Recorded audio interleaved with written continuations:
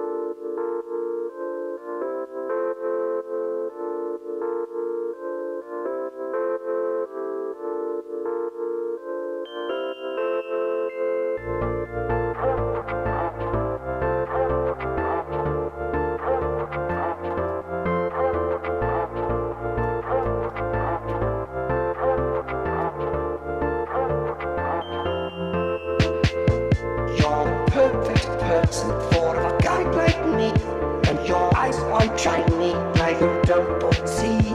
I wish you could be mine for eternity. Could you please be mine? Hey, you trapped my soul, you broke my law. I think you're safe, cause you stole my heart, stole my heart. Trapped my soul like a superstar. Start, bazooka, start, cause you're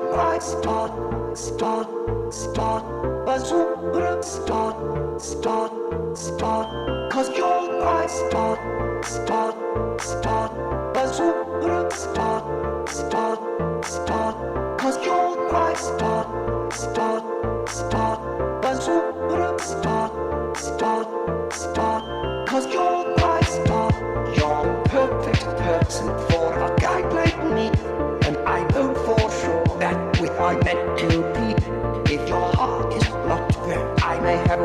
keep. Could you please be mine?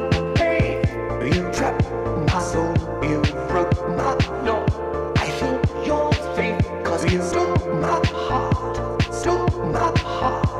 trap my soul like a superstar, a superstar, cause you're my star, a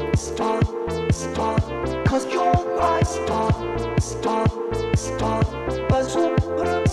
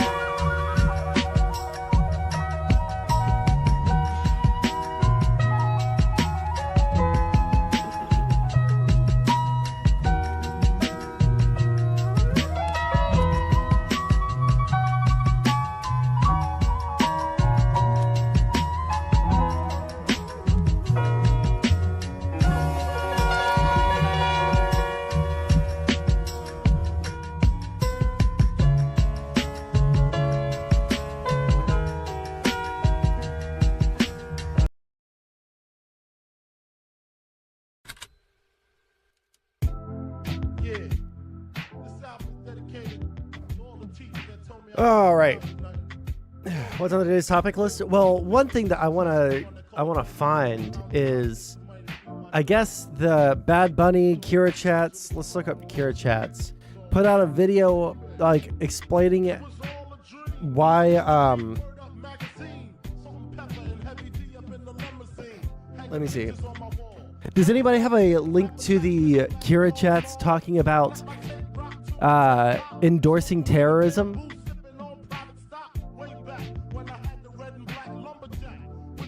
Wow, that was fast as fuck, bro. That was fast as fuck. Let's go. So we'll probably watch that.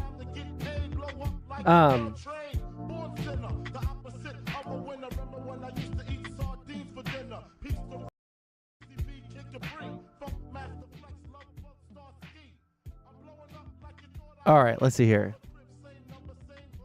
Also lied on the internet historian stuff or something like that. Okay, no, he didn't lie on what my understanding is.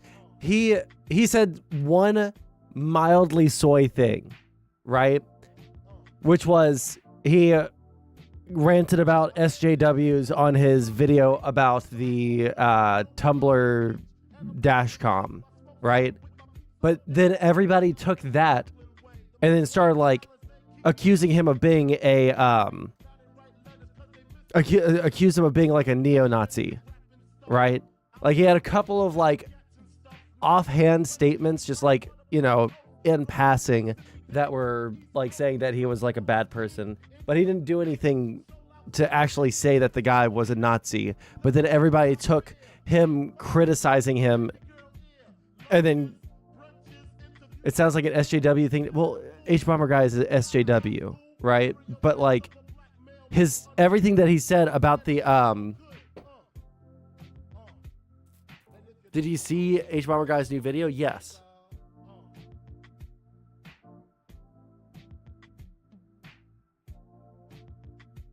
Lance was upset he went after him for defending abuser Illuminati. I don't even remember the part where he went after Lance.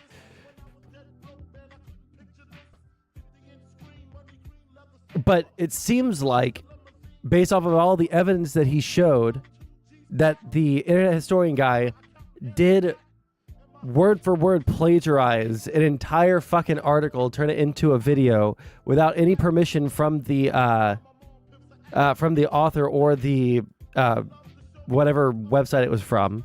And then he tried to hide it and then made a second video where he just kind of rearranged the words slightly better, and it was significantly worse.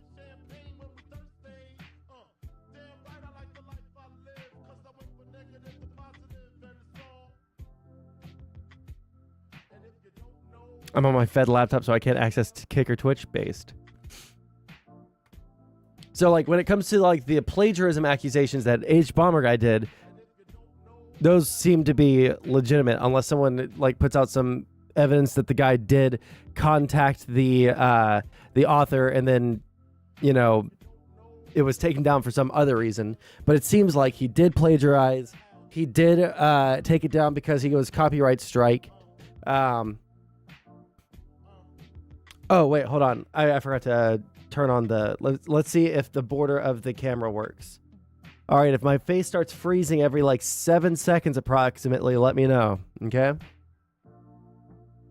I'm mad about the tried to hide it narrative. People say he got more copyright and didn't raise a fuss about it. Reworked the video for the author's approval, then re-uploaded it.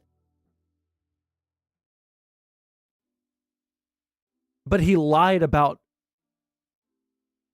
why he got he got copyright striked, but didn't say why he got copyright striked. That was the entire issue. People are going to automatically assume that when you get copyright striked, that someone is just being salty that you like used a clip from something that they made, and then, you know, et cetera, right? But what he did was he photoshopped his video, not to say who copyright striked it or for what reason, because it did show up on the video, right, from an article, you know, by this company for this reason. But am I starting the drama? You're not starting any drama. But he like photoshopped that out to where it just said this video has been copyright claimed, which is a lot more vague. I'm not taking a stance on this. Yeah. I'm just saying, I think that like people do need to recognize that Internet Historian plagiarized, but that doesn't mean you have to go after him for being a fucking Nazi, right? And that's what the issue is to me. Like I see people like, oh, he put his birthday as April 20th, 1989, right? 420, right? The funny number. But it also just so happens to be, guess what? Hitler's birthday. So people are saying that because it was 420, that automatically means that he's doing a Nazi dog whistle, which is the fucking biggest reach, you know? To me, this is a very common mistake people do, just like how many people quote Wikipedia without accrediting it. Sieg, did you watch the side-by-side video of, like, I know that you're not taking a stance on it per se, but like, it was pretty fucking blatant. Right. It was like really, really, really bad. One second, I just want to see. Maybe I'm 56 video essays on his YouTube channel dated after October 2018. A minimum of 22 contains. Seen him down with a contortionist who's got a mallet and a chisel. Hey, how about using dynamite onto his feet? Shuffle his torso.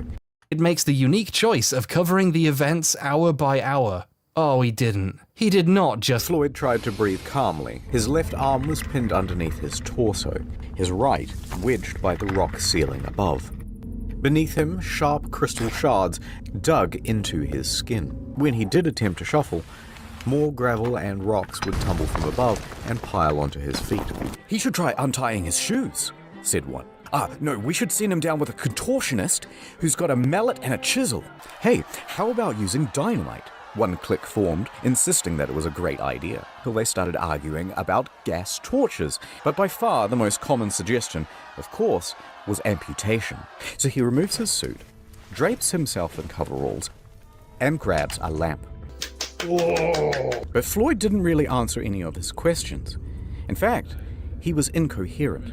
So Miller took a few mental notes, and he left.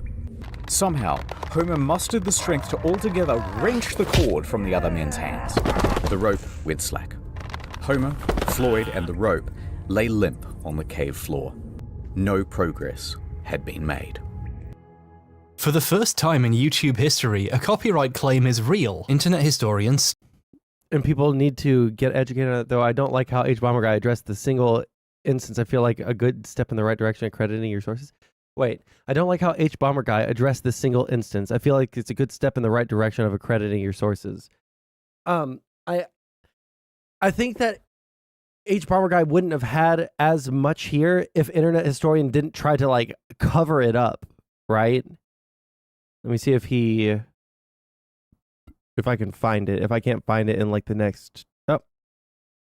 New clip explaining what happened, but in the vaguest way possible. Sorry for the re-upload, fellas. The original got copy struck. Again, we have a comment about it being copy struck, but no explanation why. He's still hiding what happened, in a pretty sneaky way this time. You see, this graphic of the copy strike has been edited. The notice on the video actually looks like this. It shows who made the copyright claim, but obviously he doesn't want people looking up the company behind it, because then people will find out why the video is unavailable. So now he's editing screenshots to try to hide what he did. The re-upload uses mostly the... So, like, the hiding of it is pretty bad, you know, like, that's just like how many people cite Wikipedia and don't cite it. Well, right. He also goes over that with the Illuminati thing, where she, like, word for word quoted Wikipedia and then went into the sources and word for word quoted them.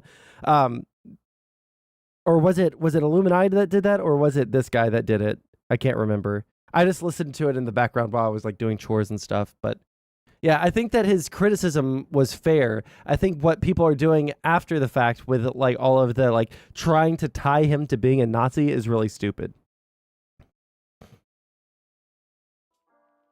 Okay, really quick before we do anything, I want to see how difficult of a person I am. The difficult person test. All right? If you guys want to see how difficult of a person you are, here. Take the Is this the smaller version I just made? No, it only happens sometimes. For the frame here, Tron.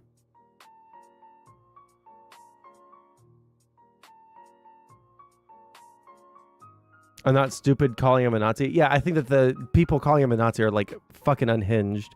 Like I think he said something about him being friends with Sargon or something. Like, who cares? It's like not that.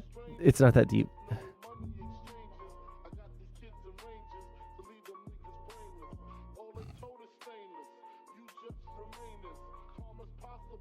It really was just a bunch of jokes about SJWs. Right. This is the soy thing that H Bomber Guy did. But that's not like the meat of the criticism. The meat of the criticism was that the dude literally stole word for word almost completely an entire article.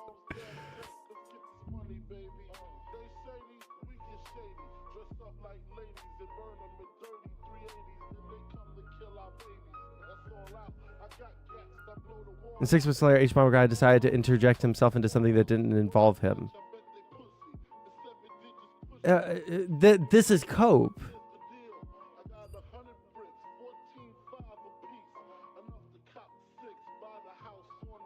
10 out of 10 most difficult type of person. All right, let's see. I exploit others towards my own ends. I don't really do that, but I will if given the chance. I don't really care if I offend others. Yeah, don't really care. I get angry when something blocks my plans. Neutral. I monitor my romantic partner, friends, and or family members intensely to find out who's being disloyal. Absolutely not. I feel like one of the biggest red flags of any kind of human being in the entire fucking world are the types of people that will like demand to go through their partner's phones on a regular. How does it feel to be a boomer rock guy? You know, it feels better than being the kind of guy that listens to fucking Midwest emo on a regular basis. Sam the Human, all right? That's the most difficult kind of person, someone who listens to Midwest emo. Yeah, but I feel like the biggest red flag that you could ever have in your entire fucking life is being the guy that like fucking demands to go through their partner's fucking phone that like monitors everyone's opinions about him, her, whatever, you know? I'm a unique individual who deserves special treatment. Oh, absolutely. I need all sorts of special treatment. That's why they put me on that 504 special ed for my ADHD. That was all kinds of special treatment. I got to turn in my homework late and shit. I have to find myself doing or saying it and doing things without stopping to think. Oops. Generally speaking, I am a superior person. I'm waffling between neutral. I wish I could go in between step 1 and neutral here. I'm going to put neutral. I look down on people who unwisely share their secrets. Yeah.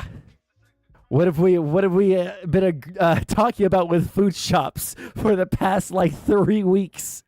I look down on people who unwisely share their secrets. There's some things that are private thoughts, and those private thoughts should stay inside of your brain. I feel that I'm more special than others. And neutral. Not really. I don't think that I'm lesser than anyone, but I don't think I'm greater than anyone. I sometimes get into dangerous situations. No. Like the most recent like dangerous situation that I was in was I went to my favorite club / bar in Houston called Barbarella's, and there's this club across the street that since I was like 23 has like shut down then reopened under a new name, then shut down then reopened under a new name. And we were sitting on the like patio. It's like this raised patio outside of my the bar that I was at, and we hear pop pop pop pop pop pop pop pop pop pop pop, right? And we see like this wave of humanity running away, and I'm like, guys, chill the fuck out. It sounds just like a car backfiring. It just sounds like a car backfiring, right? I'm drunk as fuck. All my friends are like looking around really nervous, right? An hour later when we decide to leave, there are like 30 cop cars.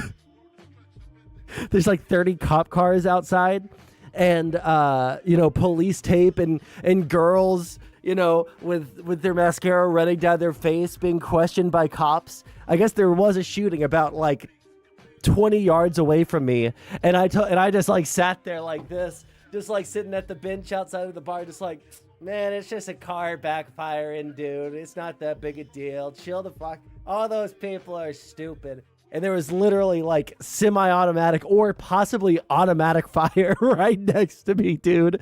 Oh man. So do I get myself into dangerous situations and not leave? I mean, sometimes, but not really. I often hesitate to confide in others. Oh, absolutely. I don't tell people shit about my life. I direct conflict with people who may be useful to me in the future. Oh, absolutely.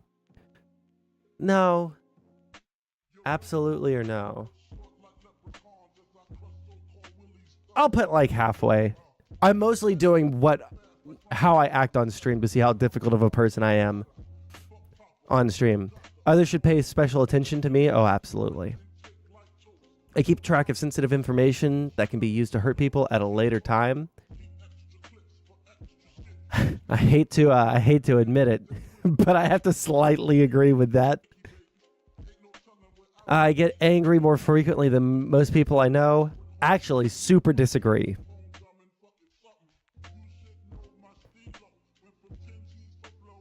It says I'm very manipulative and not all that dominant. Oh, someone posted, my friend Dark Layered Hades, risk taking? I don't really see him as a risk taker, or maybe slightly callous. Not really grandiose. Not really aggressive.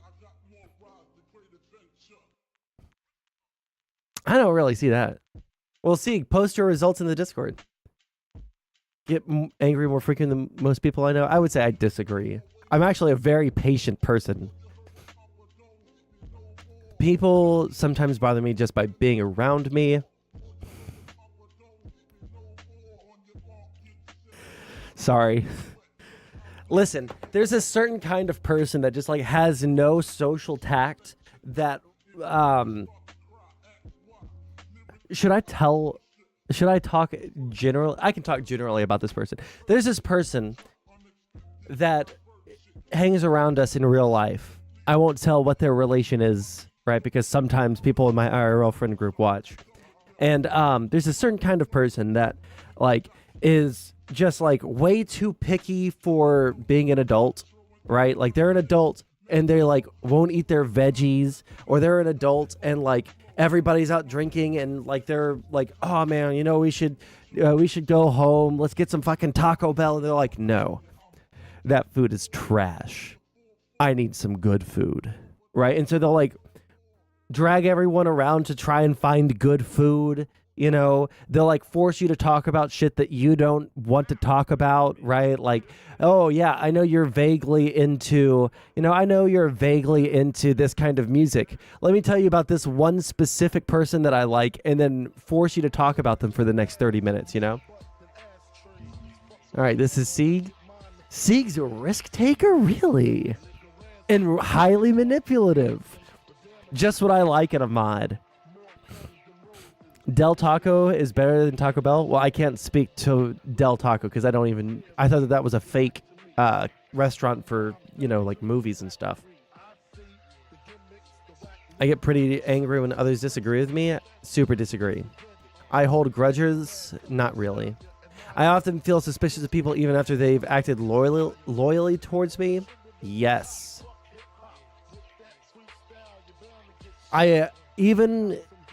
Even when people try to like be like friendly in this space, right? Or when they're like friends with you, if you start disagreeing with them, they'll immediately stab you in the back. So I am pretty suspicious of most people. Most people are lazy and don't work hard unless they have to. Yeah. I think about hurting and or humiliating people who annoy me. Sorry, I'm a bad person. Yeah, I think about it. I don't usually do it. I have often been described as cold or uncaring. That's super not true, though. People do what I want them to because they're afraid of me. No, people do what I tell them to because they love and respect me. I enjoy coming out on top after humiliating others. Very true. I usually don't help others unless there is something in it for me. Neutral. People purposefully do and say things to upset me. No, most people are just very socially unaware. I like telling people what to do, yes, and I like it when they do it. I use insincere flattery to get my way, no.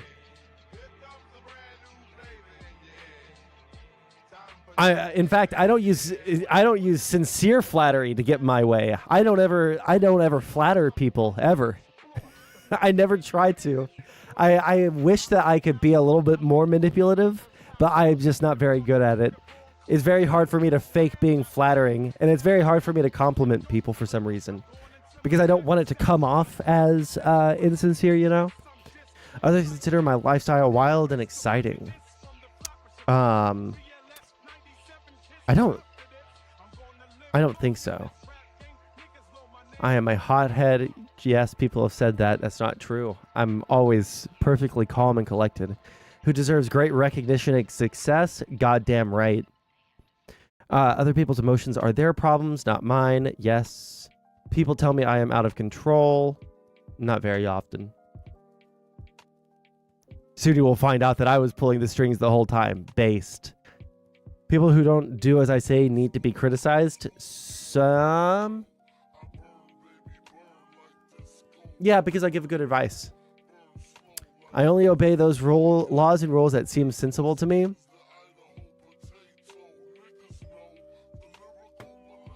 Jesus Christ! This is bad, dude.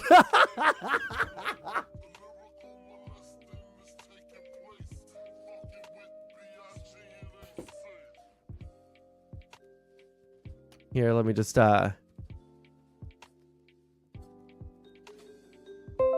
somewhat difficult person to get along with.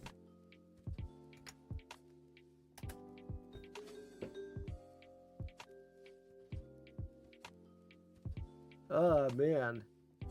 Hey, look, I'm not a very aggressive dominant person. You know what? We got that going for us. Okay, let's get rid of that. Okay, hold on. I want to see. Good morning. You already know who it is. Dads hate him. Moms. U2 is an E tier. Rush is fucking epic. Rush rocks. Rush rocks all the cocks. One complaint I hear about Rush a lot is that their songs all sound the same. That's very true. However, what? Their songs all sound the same? Have I ever taken a personality test like the Myers-Briggs? Yes, I have taken the Myers-Briggs. Okay, listen. I compliment my girlfriend, okay? I was meaning, like, I don't just say it to random fucking people, all right? you gotta think about it this way. There's no other band on this list or in the universes that sounds like Rush. So a lot of their songs do sound the same. However, that sound is a very unique sound. A tier, the only good thing to come out of Canada. I don't really listen to Sublime. I'm sure everyone that has played in a cover band has played Santeria, including myself. Rape. The Beatles. I can see why people love the Beatles, and I can also see why people hate the Beatles. The thing is, the only reason people dislike the Beatles is because they think they are overrated, which is not a real fucking word. If people like the band that much, it's not overrated. That's you having an opposite opinion. Yes, the Beatles do have some boring music. However, in 1960, whatever the fuck, that shit wasn't boring. You gotta think about it that way. At the time, that shit was pretty crazy. I'm gonna put Beatles in B tier for Beatles. Alice in Chains. Their songs just don't pop out at me. Either. This is, which could happen. Same, I'm just gonna do this one now because it's the exact same. Realize how iconic they are. Yeah, fuck AC/DC. This guy's got good taste, all right? We gotta give him this. This guy's got good taste. Beatles, I would probably put in A tier. I would probably put Rush in either A or S tier. Alice in Chains is like one good song. Yeah, exactly. But like Aerosmith, AC/DC, they're not the worst thing in the entire world. I would never really go out of my way to listen to them. I understand why people like AC/DC. I do. They're AC/DC's in C tier. Kiss is probably the most merchandised band of all time. Their look is iconic, more than any other rock band on this list. Everyone knows what Kiss looks like, even young fertile men like myself. A good portion of their songs are actually very good, like Detroit Rock City and Love Gun. Then you got their other songs that are just kind of cringe, so we'll put Kiss in C tier. I think that's a solid. That's so fucking... Kiss is F tier. I fucking hate Kiss, dude. I haven't really listened to Motley Crue at all. I hate Red Hot Chili Peppers. Holy fuck, I hate the Red Hot Chili Peppers. It really feels like the Chili Peppers have just constantly been in their prime. And again, kind of like Rush, there's no one else on this list that can replicate that sound. Maybe Sublime could, but their singer died, so. Iron Maiden. Now, this is a tier list for dads, music your dad listens to. This is my personal dad's band. He's not in Iron Maiden, this is just his favorite band. So I grew up on Iron Maiden. I will say, I like music that grooves. I like a funky beat. I like something that you can either headbang to or get a little groovy and, do the cha-cha slide to or something, you know what I mean? Just dance around a little bit. Iron Maiden doesn't really have that. They're more about speed, having a groove, just with their melodic skills. I think Iron Maiden gets a solid A tier. I don't know if you guys have ever played in a band before, but you gotta understand, the more people in your band, the harder it is to keep the sound tight, especially having more than one guitar player. I got a lot of A tier. I need to do something that I hate now. Tom Petty. Okay, this guy's This is all supposed to be bands. I didn't want any solo acts. Good taste. Nirvana, very similar band to the Beatles. Not in sound, but the way... Nirvana, though. I do respect them. I do understand why they should be respected I'd put as them in musicians. C or D. Green Day should have broken up in 2009. Def Leppard's pretty cool. I've seen them live at least 11 times because they come to Atlanta like twice a year, and their tickets are like $30 fucking. It's like Queen. I fucking love Queen, man. There's not an aspect of Queen that I don't love. I'm one of those cringy band kids when it comes to Queen. It's the opposite of Rush and AC/DC, where like all their songs sound the same. Every Queen song sounds different. Okay, let's see where Deep Purple is only B tier, bro. Deep Purple has got to be A or S tier. I fucking love Deep Purple. God damn, I'm glad I got to see them on their farewell tour. Holy fuck. Yeah, I hate Guns N' Roses. Who the fuck is that? I don't even know who the fuck this is supposed to be.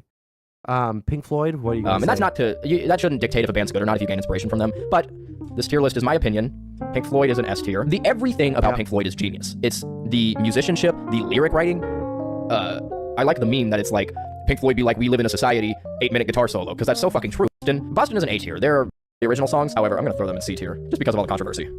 It's a neutral tier, it's right in the middle. But I'm getting there. So get back to me in about 2 years, after I Sid Barrett myself, and I'll have a better opinion. Okay. Not the worst taste. Not the worst taste. Not perfect taste. Okay. Queen, I wouldn't put an A because of all their songs are just different. Most of them you can jam to. My favorite Queen song. This is my favorite Queen song. Deep Purple has one good song. You're fucking insane. This is my favorite Queen song. Whoa.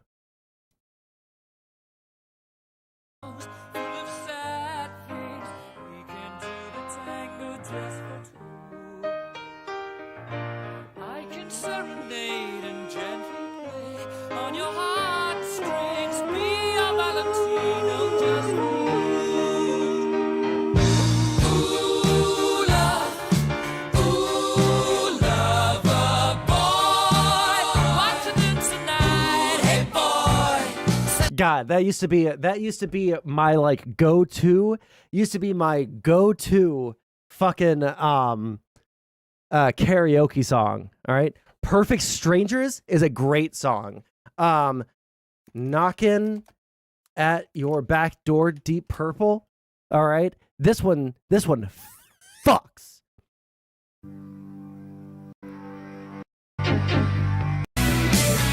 Listen to this riff, dude.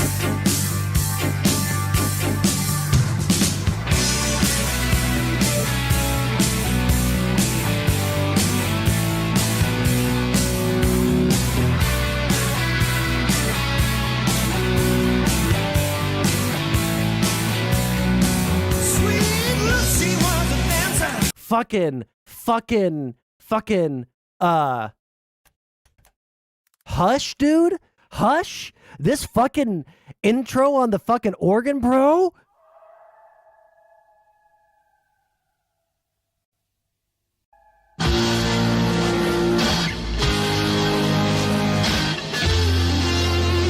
I don't know how he does it.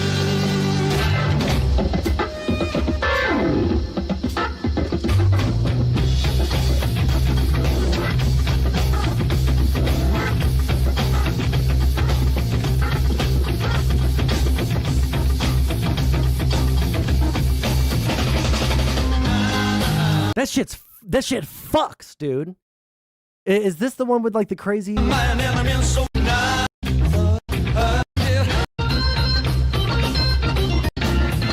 he does some crazy stuff on the organ here.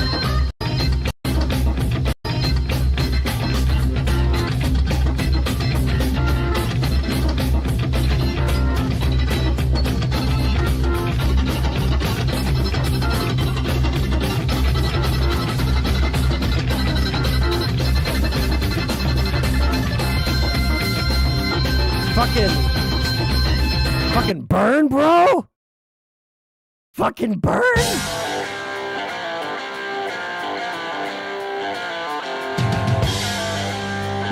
Is this the... Listen to this fucking organ solo, bro.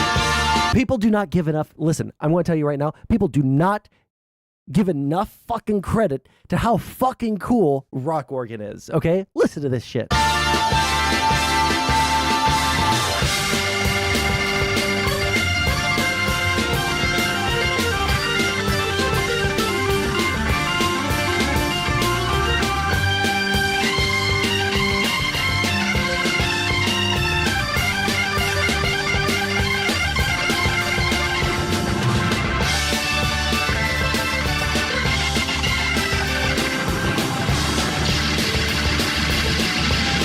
How does he make that noise? That noise. That's an organ, bro.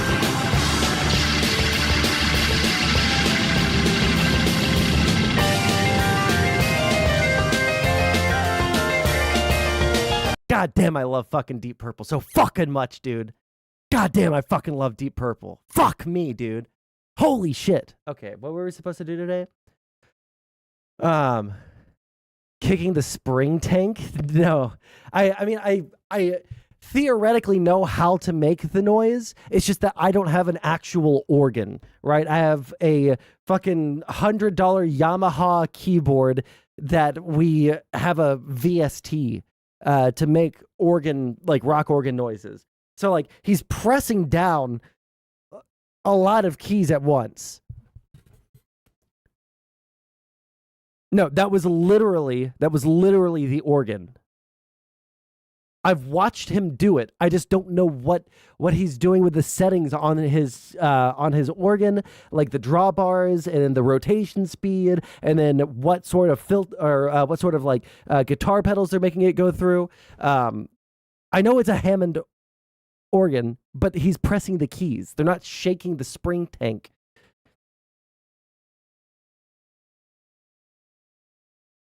He's pressing the keys. Okay, we're gonna watch Kira chats. I'm snapping back to reality right now.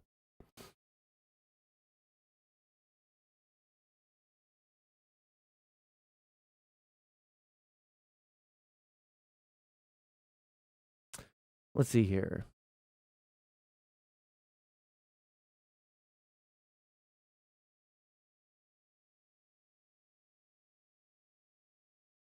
Last night in a Fox News town hall, Sean Hannity asked Donald Trump twice, coaching him along as he often does in these interviews, if Trump planned to abuse his power if elected to a second term. Trump told the Iowa audience he would not be a dictator except for on his first day in office. I want to be very, very clear on this. To be clear, do you in any way have any plans whatsoever, if re-elected president, to abuse power, to break the law, to use the government to go after people? You mean like they're using right now? So in the history of our country, what's happened to us, again, has never happened before. Over nonsense, over nothing, made up charges. I often say Al Capone, he was one of the greatest of all time, if you like criminals. He was a mob boss, the likes of which Scarface, they call him. And he got indicted once. I got indicted 4 times. I want to go back to this one issue, though, because the media has been focused on this and attacking you. Yeah. Under no circumstances, you are promising America tonight, you would never abuse power as retribution against anybody. Yeah, they didn't leave out Ozzy. That's stupid. Except for day one. Except Look, what? he's going crazy. Except for day one. Meaning? I want to close the border, and I want to drill, That's drill, not. drill. That's not retribution. I'm going to be. You know, he keeps. I love this guy. He says, "You're not going to be a dictator, are you?" I said, "No. Other than day one." kind of like that. Believe him. We talked about this. Remember the answer we talked about, and Donald Trump doesn't do it. He had a previous interview member said, you didn't take all those documents back to your beach club. I did, and I had the right to do it. And Hannity kind of droops his head. But the point is, again, he's saying now just explicitly, I'm going to do a bunch of stuff on day one, and if anybody believes it's going to end in day one, I've got a bridge to sell you across the river here. So this is what we're hearing from Donald Trump more and more, and it's the reason we're hearing more and more from Joe Biden about the dangers of a potential second term. Well, I mean, Willie, think about it. If any other politician in American history were asked the question, are you going to be a dictator? No. Donald Trump never answered it. He never answered it. And when he said, and I just want, there's a sickness. There is a sickness among, unfortunately, some of our fellow Americans. Sorry, every time I hear there's a sickness, I just think of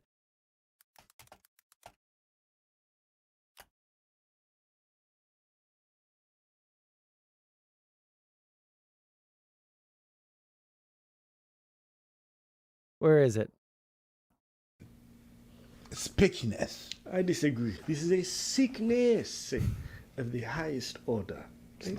She has come here. She has asked for one thing. She said, give me a burger. It has been given to her. She says, I don't want the bun. I want to... excuse me. When you are going to order a burger, it always comes with the bun. If you don't want a burger, you just want meat. Say you want the meat. Huh?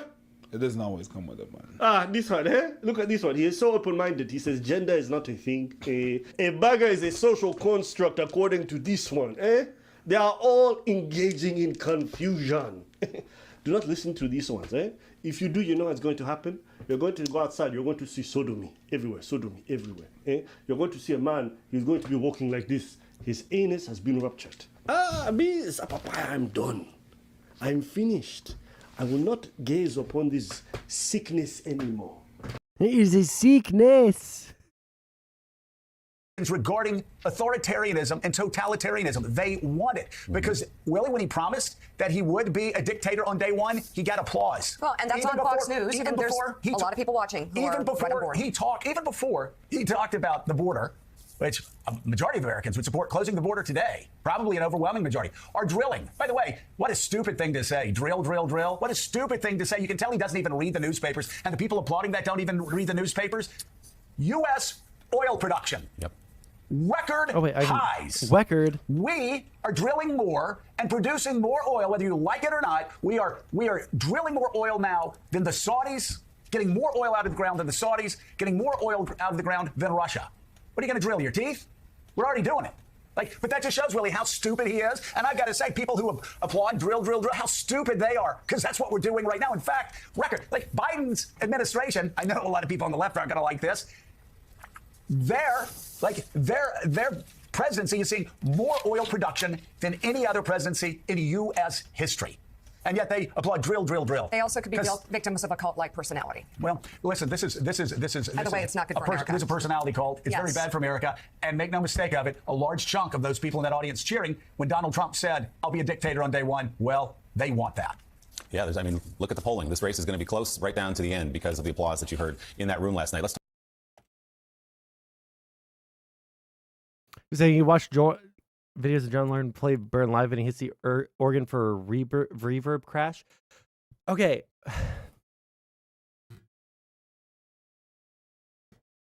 Okay, let me explain to you something about the organ, okay? And why it's really hard to replicate what goes on with like Deep Purple, okay? So we have like the organ, we have the set of keys number 1, we have set of keys number 2, right? Then up here, we'll do this. Right? So we have keys,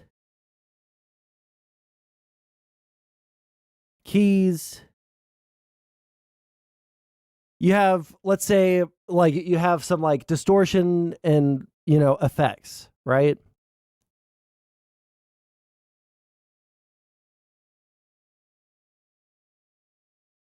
Or wait, hold on. I could just do like FX.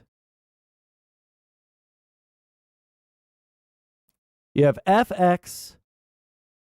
You also have a little toggle switch right here, right? We'll just have a little lever, right? That is the rotation speed.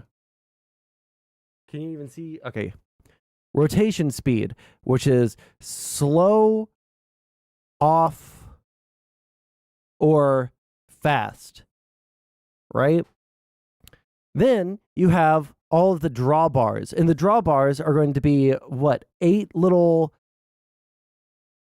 rectangles like this, right? That and then let's do copy, paste. No.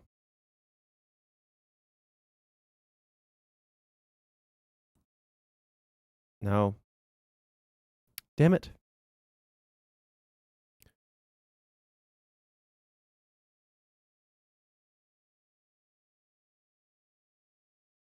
Select.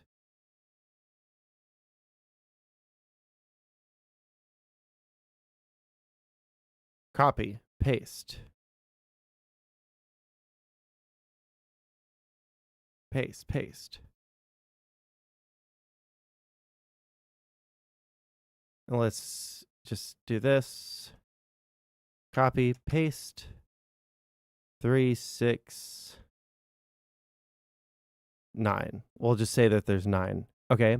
All of these are going to have different little things that you can do with them, right? All of them go from 1 to 8 themselves. All right. So you can shrink this one. Okay, not like that. Let's see if I can shrink just one of these bad boys.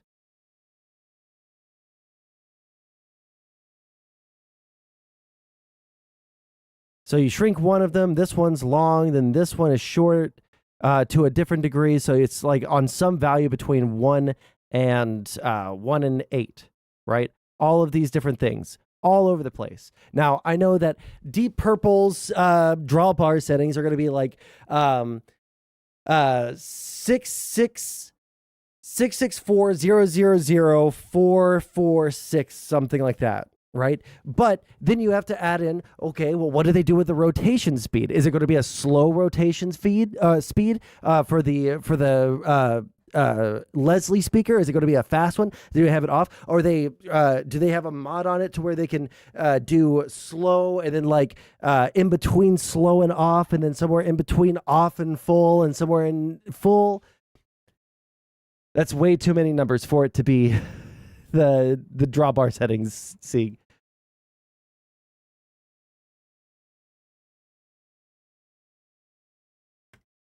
Don't fucking tell me you can just watch him do it, because yes, you can watch him do it. 664,000,668. Yeah, something like that is actually correct. But I don't know, unless they have different drawbar settings for the top and bottom, but I only have one set of keys, so I can only use one at a time. Anyways, so you have to do all of that, right? And then you have to add in all of the effects. You have to add in all of the reverb. You have to add in all of the distortion. You have to add in all of the chorus, or, you know, if you want to add like the flanger or flanger or whatever the fuck, right?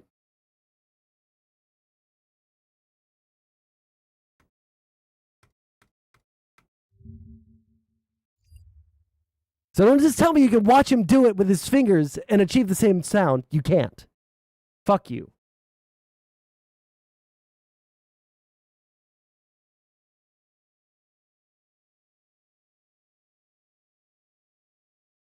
Okay. Here are chats. The title of this video is "The Most Pro-Terrorist Streamer Allowed on Twitch." Let's see what she has to say.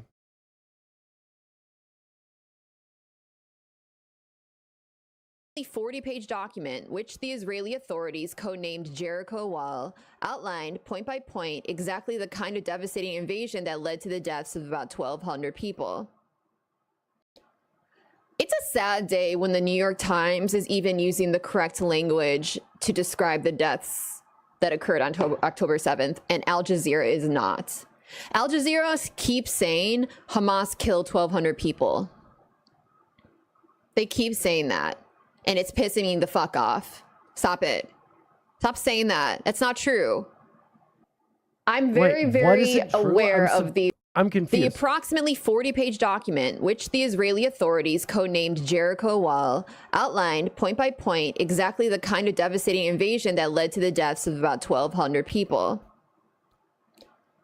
It's a sad day when the New York Times is even using the correct language to describe the deaths What is that the occurred on language that's October different? 7th, and Al Jazeera is not. Al Jazeera keeps saying Hamas killed 1,200 people. They keep saying that, and it's pissing me the fuck off. Stop it. Stop saying that. That's not true. Wait, I'm very, see the very... cover before we move on. What was the cover? I didn't see the cover.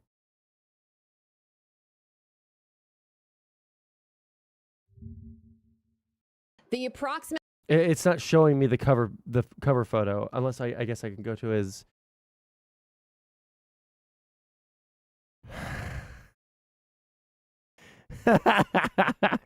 Hello. Jesus fucking Christ. aware of the like possibility that anybody can grow and learn, and this is what I hope for all of us. I know, like on Blue Sky right now, if you're on Blue Sky, I'm running this mute list called Zionist Scum. So if somebody ever shows like a certain characteristic that I like list, like say they're going around saying Israel has the right to defend itself, they're saying like Zionist lies, et cetera, I put them on the list, to make sure that people like don't engage with them, and we can better control the traffic of Zionism on that website. What a strange Do we have to sit here or do statement. protest? Is it possible to go fight on the front line? What do you think of this cover if you want to skip to 30 seconds? Okay, let's see. Perfect Strangers by Jorn? Is it Dio?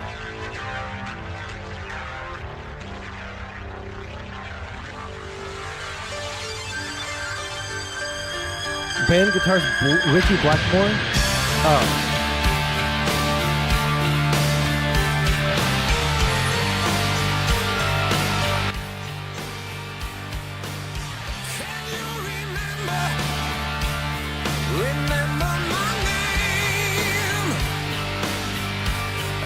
Dio fucks, dude. Dio is actually probably the best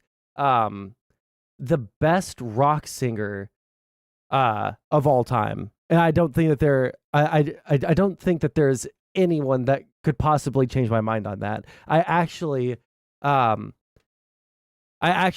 wish that I could sing like Dio. Dio is a fucking monster, okay? There's a big news story here about Hamas sexual violence against Israel women and girls. Yeah, no, that's like been the story for the past couple of days because everyone wants to pretend that there was no rape.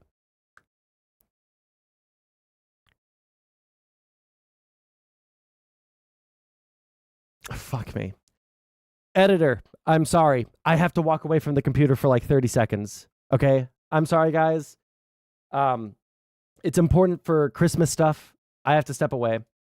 Let me put on something that won't destroy my, oh, Vosh has a video about Venezuela that just popped up into my, recommendeds. I guess we're going to watch that later.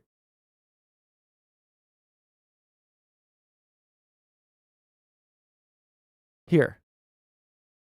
Listen to this for a second.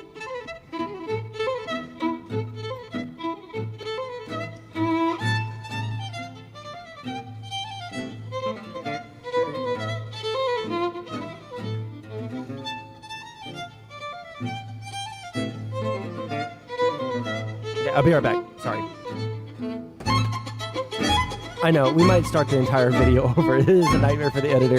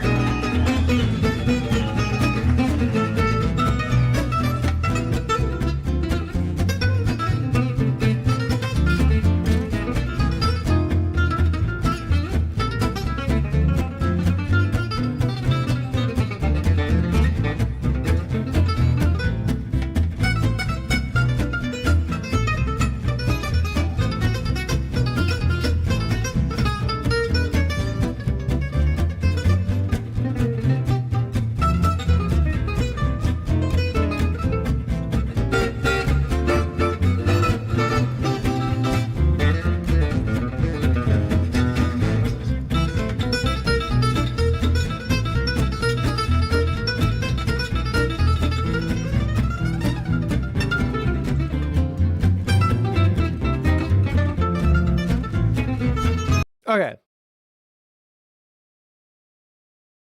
Let's start this video over. The approximately 40-page document, which the Israeli authorities codenamed Jericho Wall, outlined point by point exactly the kind of devastating invasion that led to the deaths of about 1,200 people. It's a sad day when the New York Times is even using the correct language to describe the deaths that occurred on October 7th, and Al Jazeera is not. Al Jazeera keeps saying Hamas killed 1,200 people. They keep saying that, and it's pissing me the fuck off. Stop it. Stop saying that. That's not true. I'm very, very aware of the possibility that anybody can grow and learn, and this is what I hope for all of us. I know, like on Blue Sky right now, if you're on Blue Sky, I'm running this mute list called Zionist Scum. So if somebody ever shows like a certain characteristic that I list, like say they're going around saying Israel Jesus, sorry, I didn't hear that the first time. Whoa, is that what she's saying? Holy fuck, that's kind of rough. Who the fuck is this moron? Used to go by Bad Bunny, now she goes by Kira Chats. Characteristic that I list, like say they're going around saying Israel has the right to defend itself. They're saying like Zionist lies, etc., etc. I put them on the list, to make sure that people don't engage with them. The last time that there was a large collated list of Jewish people, probably not a group that you would want to be associated with, Kira. And we can better control the traffic of Zionism on that website. Do we have to sit here or do you protest? Is it possible to go fight on the front line? Not really a good idea to do that. Are you talking about going to Gaza? Gaza? Still trying to figure out how to say it. I need to re-listen to that VOD with Cole and learn the pronunciations. If you're talking about going to the front line, as in going to Gaza, don't consider doing that. It doesn't make any sense to do that. You're probably just gonna die. What a frontline fight could look like is you doing direct action to disable the Israeli genocide machine, because the Israeli genocide machine is happening. It is in action in Gaza right now and in the West Bank. Young_black_economist just resubscribed for 14 months. Young black economist? The YBE girl? Who would have fucking guessed? Do you guys remember that crazy bitch? Who would come into my chat and fucking start sewing out about how I hate poly people and therefore I hate all trans people? Right? That person who had an obsession with poly people to the point where they were her oiler for so long that they felt like they owned her. Holy fuck. Of course it was YBE. They had a little cameo in here. Young black economist. Thank you for the 14 months. Thank you. Thank you. Thank you. Thank you.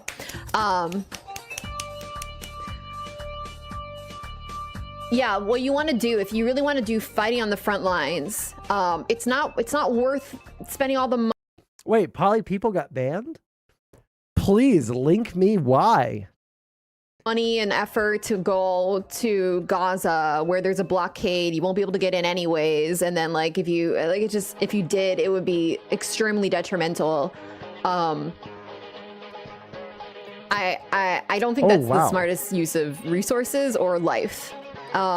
Personally, and none of the Palestinian organizations that I've been paying attention to, including the PLFP, PFLP, God, these rooms are a little scary. Holy the fuck. Palestinian Front for the Liberation of the People's Front for Liberation of Palestine. Holy shit! Wake up! The PFLP is not, which is, by the way, one of the armed groups that is fighting along. Sondsol, when are you going to clap when people sub? When people start subbing, all right? That's when I'll start clapping, all right? Hamas to try to prevent Israel from annexing Gaza right now. They're not telling any of us to... Why do people think that Israel wants to annex Gaza?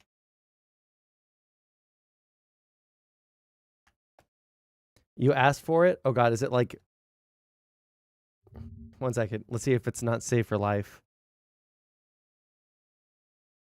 Oh, yeah, that's not safe for life. Sorry, never mind. Come down there. So I'm just saying, if you want to take a page out of their book, what they're asking you to do is to speak truth to the Palestinian perspective, to defeat the Zionist lies, to disassemble the Zionist war machine, the genocide machine. For instance, if you were to handcuff yourself to the doors of Elbit weapons manufacturer, which is one of the biggest weapons manufacturers for Israeli genocide material, that would be something that would be fighting on the front lines as far as I can, like, in my team wipe. I'm gonna have to do my first. That's the way that I translate that. It's gonna be my first. Hey Sakura, wipe. what's up? How are you? Welcome. It's over. I can't beat this person. You have bottom surgery, Shireen? Ooh, congrats. 5 weeks ago. Congrats. Yeah, by the way, what I just told you is probably illegal, so don't do that. But what I'm saying is, if one were to do something like fight on the front lines, that is what one would do. However, I would never advise that because we love Joe Biden and America and the law here. For the record. I felt that urge to want to go to Egypt. I felt that urge to go to the blockade in Egypt and to stand and protest there. Even if it doesn't make sense. Even if it costs way more money than like the money could be used in a better way. Even if my voice wouldn't be best used there. I have felt that urge to do that because I feel like I have to. Because even if it doesn't make sense. Fuck my life. I can't just sit here seeing what I'm seeing. Hold on, I missed that entire segment. All right, guys. I can never, ever, ever, ever call for a mulligan again. Now that I know, now that it's been recorded that I have just called for the mulligan on my first Nuzlocke. Fuck me. Fuck. Okay, so normal types not to be fucked with. All right, guys? Normal... This is actually fucking ridiculous. Okay. That's the way that I translate that. Hey Sakura, what's up? How are you? Welcome. Welcome, welcome. You have bottom surgery, Shireen? Ooh, congrats. 5 weeks ago. Congrats. Yeah, by the way, what I just told you is probably illegal, so don't do that. But what I'm saying is, if one were to do something like fight on the front lines, that is what one would do. However, I would never advise that because we love Joe Biden and America and the law here. For the record. I felt that urge to want to go to Egypt. I felt that urge to go to the blockade in Egypt and to stand and protest there. Even if it doesn't make sense.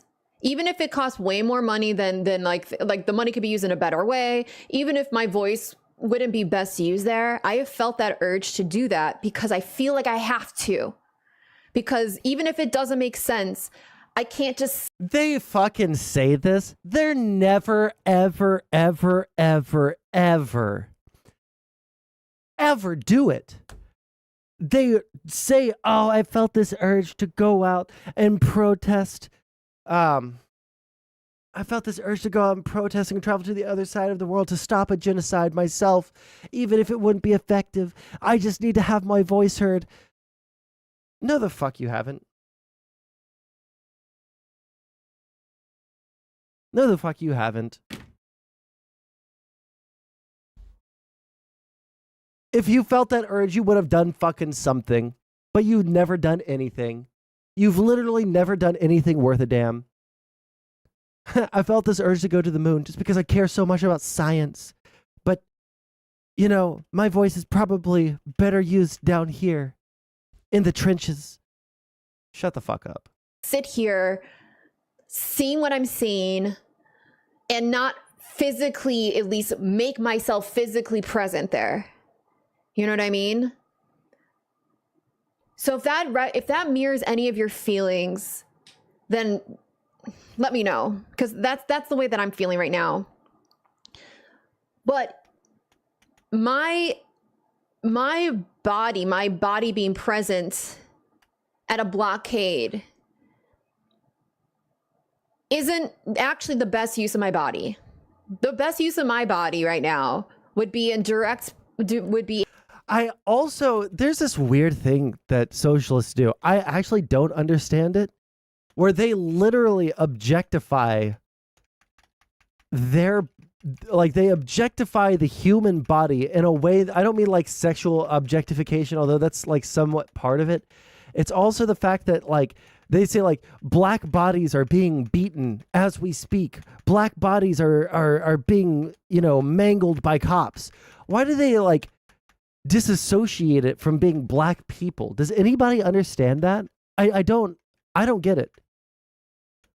Actually, it's always black bodies. It's always my body would be better used over here than over there on the front lines. It is like the weirdest way to talk about yourself as a human being or another person as a human being who's having like brutality on them, right? Yeah, Nair, like they don't want to go to Egypt because they know that they would be put in fucking danger, okay? Engaging in direct action in the country that is conducting the genocide, that is fueling the genocide, America, that the country I currently live in, when I'm in close proximity to, say, weapons manufacturers right now,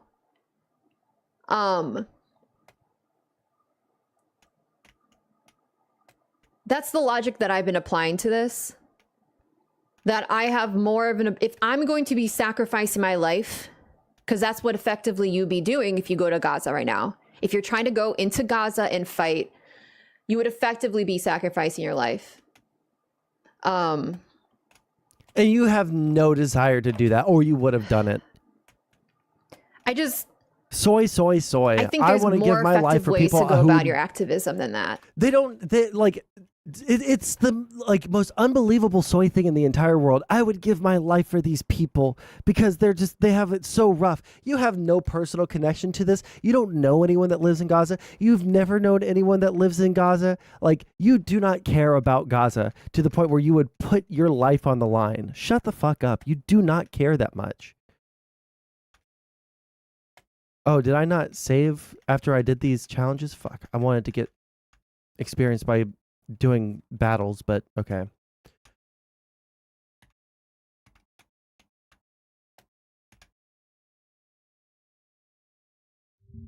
Don't give birth, don't reproduce. We want to excise.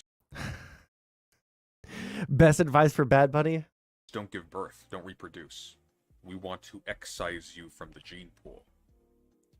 Don't give birth, don't... See, President Sunday says that.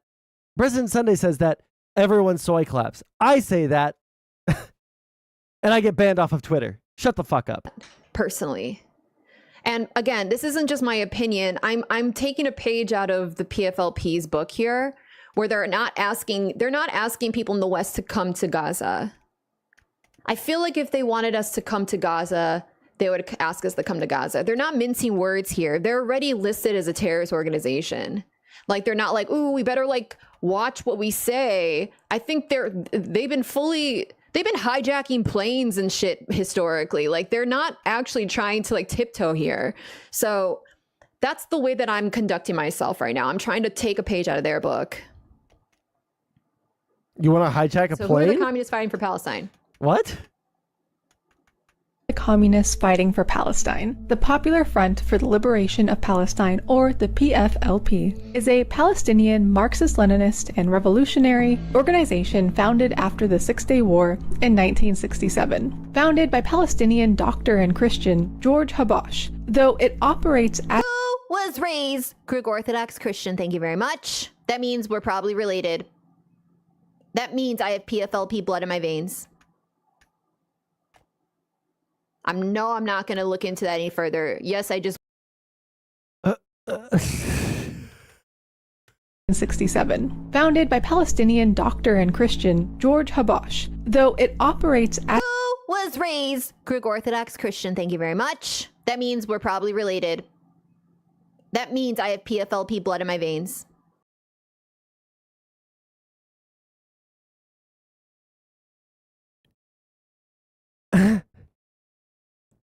You know, the last, I hate, you know, I hate the way that lefties will do this thing where they, or I'm sorry, conservatives / like Nazis, mostly Nazis. They have this weird thing where they're like, yeah, because I have the blood of the Romans flowing through me, that means I'm better than everyone else. Like, the only people that I've ever said like some weird, crazy shit like this are Nazis. Who like, oh yeah, no, I'm cool because I have the same blood flowing in my veins as this other group of people. What an unbelievably fucking strange thing to do. Also, while dressed like that. Yes, guys, I understand the PFLP is a terrorist group. We understand. I'm not going to look into that any further. Yes, I just want to believe. Oh, they're tangies. Guess I'm going to support Israel now. As secular, meaning religion plays no role in its structure or motive. Previously, the PFLP gained notoriety in the 1960s and 70s for hijacking planes to draw attention to their cause. It makes me want to listen to that PFLP song now. The one when they say we come out of the rock. It's so I love this song so much.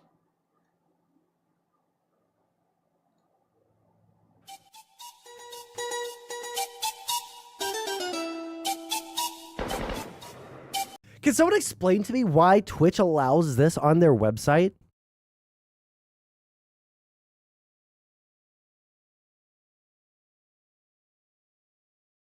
Can someone please explain to me why playing literal terrorist propaganda videos and praising terrorist organizations, like, isn't this explicitly against Twitch?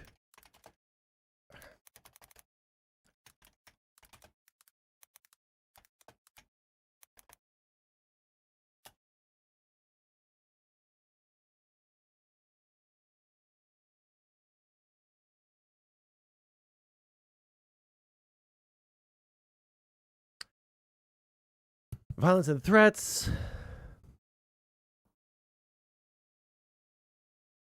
Well, she's already encouraged people to participate in acts that may harm others because she's telling people to go join on the front lines of a terrorist organization fighting against Israel. So we already have that one. Terrorism and violent extremism. Here we go. Terrorism and violent extremism promote unlawful violence and spread messages of intolerance. Twitch does not allow content that depicts, glorifies, encourages, or supports terrorism or violent extremist actors or acts. This includes threatening to or encouraging others to commit acts that would result in serious physical harm or significant property destruction. Display or link terrorist or extremist propaganda.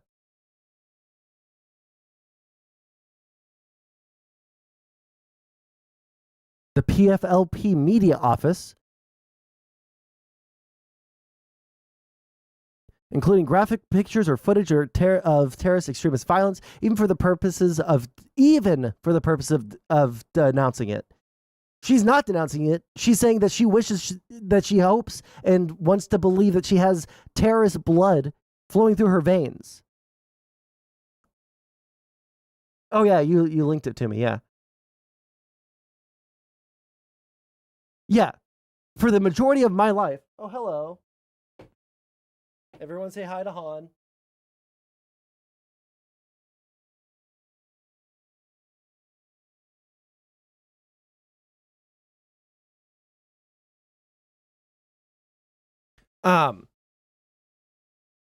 He's going to chill behind the monitor because he likes to lay down back there.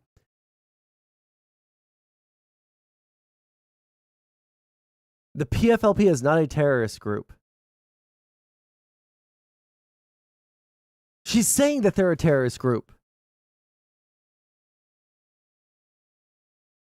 They hijack planes. What else is that? Little bits?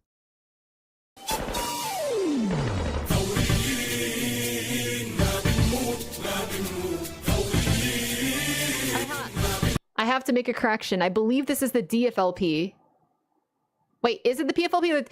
So the bandanas with the one text and the one text is PFLP if it's red. If it's red, but there's two texts, it may be DFLP. I'm not sure though. DFLP is the Democratic Liberation. Wait. PFLP is the People's Liberation Front for Palestine. DFLP is the Democratic Liberation Front for Palestine. Yeah. Sorry. Okay. Democratic Front for the Liberation of Palestine. Thank you. Muted terrorist music. Showing them doing terrorist activities. Coming out of tunnels.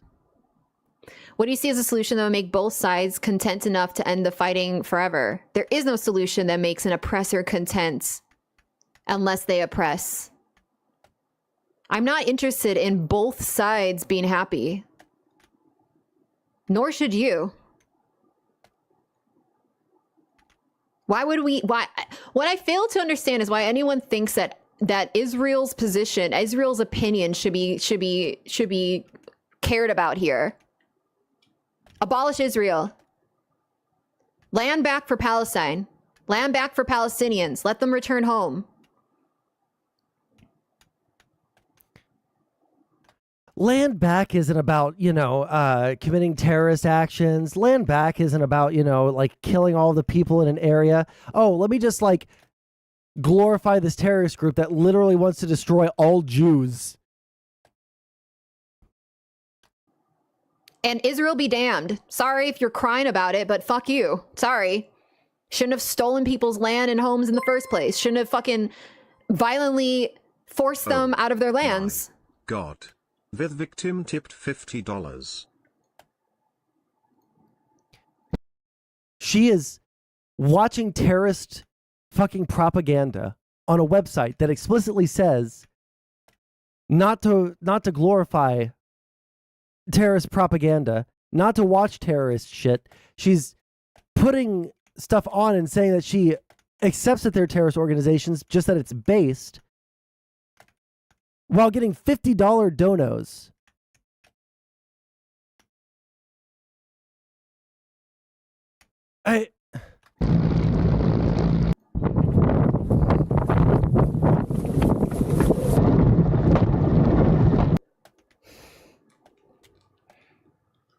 I condemn this. I am so condemning this right now. Ooh. You stop that. Stop that. It's not cool as hell. It's not actually cool as fucking hell. Yeah, why did they just vote harder against the ship? If you are not Palestinian and you are making declarations about what Palestinians need, you are being a colonizer. It's not your fucking, it's not. Bitch, you are white. Bitch, you are white. Bitch, you are white. Chill gas.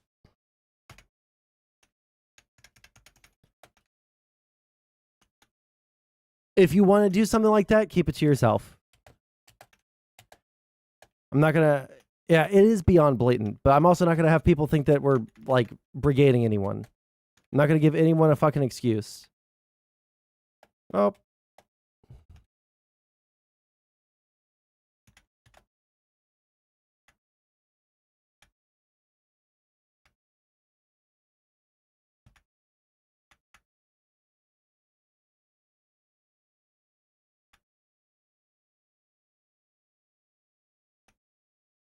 Really?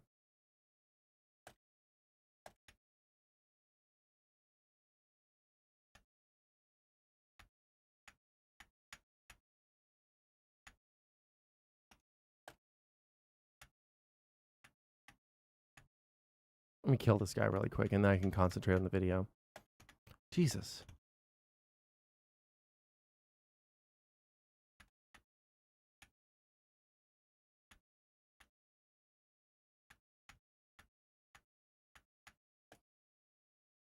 Okay. Not for you to say. Whenever I'm talking about how Israel needs to be abolished, whenever I'm talking about how Palestinians deserve all of their land back and how they should have every single inch of their own land taken back, no two-state solution bullshit, I'm echoing what Palestinians are telling me. I'm echoing the words of the Palestinian resistance. I am not coming up with this on my own. Y'all need to fucking stop making the issuing these prescriptions for what Palestine needs, because they're not reflecting what Palestinians are saying. But the Palestinians right now are living in a delusional fucking state where they think that they can fight against Israel into perpetuity and eventually they'll gain statehood. When all of the fucking countries around them are no longer working in their interests to fight to help them become a state. They have no path forward to becoming a state that is all under the rule of the Palestinians. There's no path forward.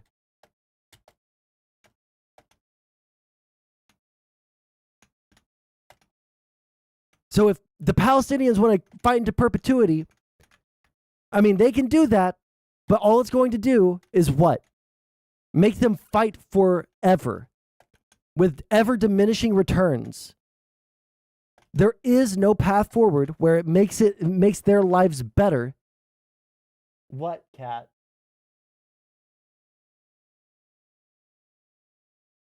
Cat, what do you want?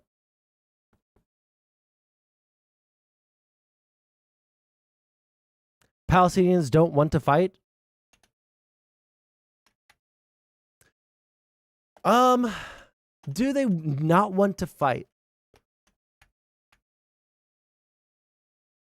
The people who don't live in Palestine want them to fight?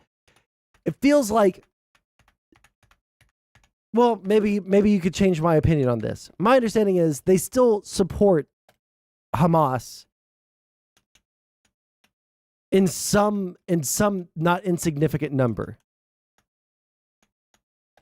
They still think that they can achieve this one-state solution. One second. I gotta move my fucking cat. Hey, cat. How's the Nuzlocke going? Bro, I had one rule that was different from the normal Nuzlocke rules. And that was I get one reset, one mulligan, because this is my first Nuzlocke. And we just used it because Norman's gym is a lot more of a fucking, is a lot more trouble than I thought it was going to be. Holy shit. The fucking speed room took out half of my team. So we did the mulligan and now we're going to grind for a minute. But one second, let me move this cat. Nope. You guys don't see this. Oh, yeah, you guys do. This right here, this is blocking a window so that light doesn't ruin the shot. And he's behind it, and he's just scratching at it. Nope.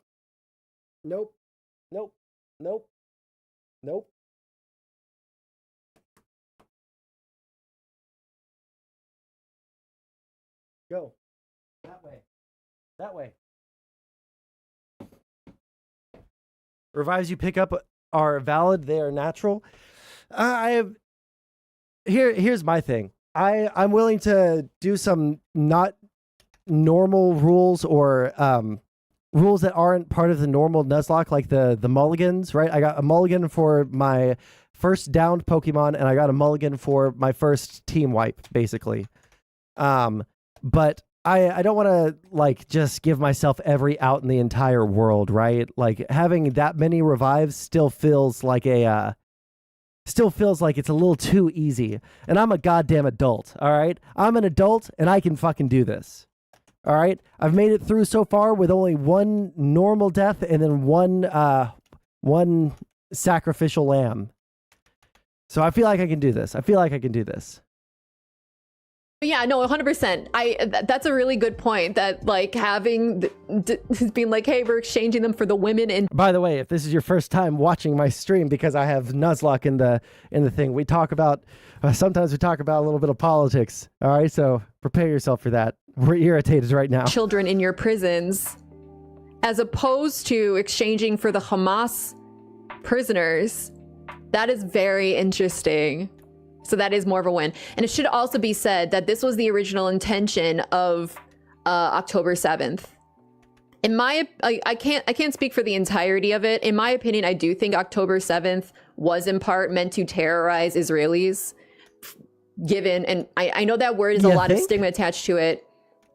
I personally don't stigmatize it because it is terrorizing a population that is engaging in genocide, even if they are not feeling like they're directly doing that, but by virtue of the fact that they are in a settler colonial. But oh man, but one of the fun things about genocide, guys, is that you have to intend to do the genocide. By every single fucking definition of genocide there is, you kind of have to mean to do it, right? It's kind of hard to accidentally oopsie doopsie a genocide, okay? And an oopsie doopsie genocide isn't a genocide. I just don't think that that's even possible. But state. And their existence necessitates constant violence, constant displacement, constant horrors, constant genocide. So like if somebody wants to if somebody wants to vote for Joe Biden, vote for fucking Joe Biden. Either Joe Biden or Trump's gonna be elected. Both are horrible people. Both are gonna murder Arabs. And I do, whatever. There are pros to Trump being elected. I feel like if Trump were elected, maybe liberals would start to see that, you know, Israel sucks, actually. maybe liberals would have an easier time understanding what the United States is doing is evil. But then again, they would be liberals and they would say it's because Trump is bad, not the United States. So maybe not. Whatever. I don't know. I know a lot of people say they're both the exact same. If you want to say that, fine. I do think there are differences, but like, I'm not going to go around telling people to vote for Joe Biden. I feel like that is, honestly, I feel like it's racist to do that. For me to tell people to vote for Joe Biden means that I'm telling Arab people to vote for their oppressor. Is there going to be a VOD? This will be a VOD. These people, if they're living in the United States, how are they being oppressed by Israel?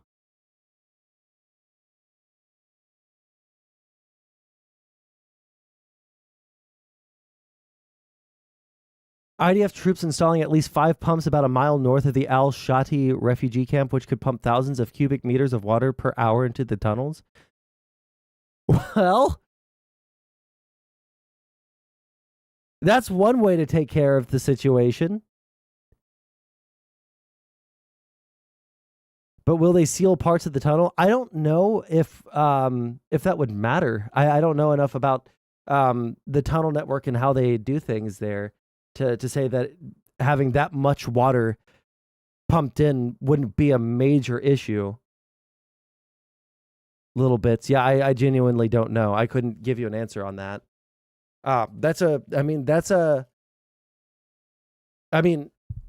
It will matter. What I'm saying is, yes, if they are able to seal parts of the tunnel, yes, that will matter. What I'm saying is, I don't know if they have waterproofed all of the fucking doors. I don't know if blast proof equals waterproof.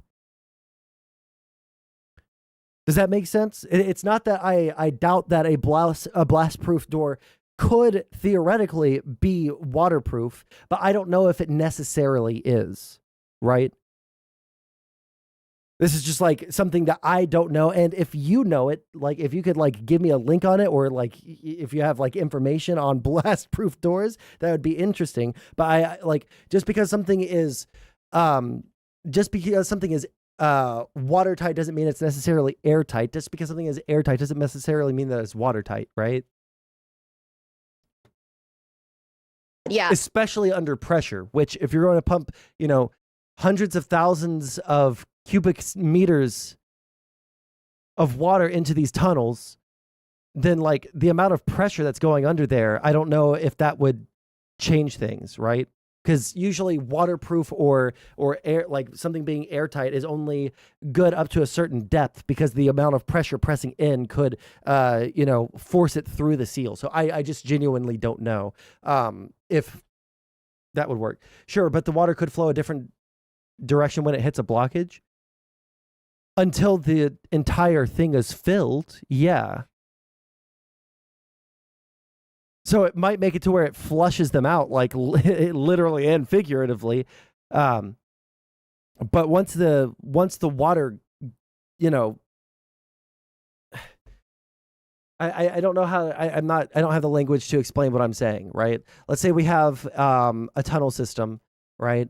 And one part of it goes this way, and then another part of it goes this way, right? And then we have a couple of branches off that go like this, and then like this, right? But we have like this hard cap on this door right here, right? This door right here is it's like the blast proof door. Now, if they're pumping water in from this direction, right? Or let's use blue.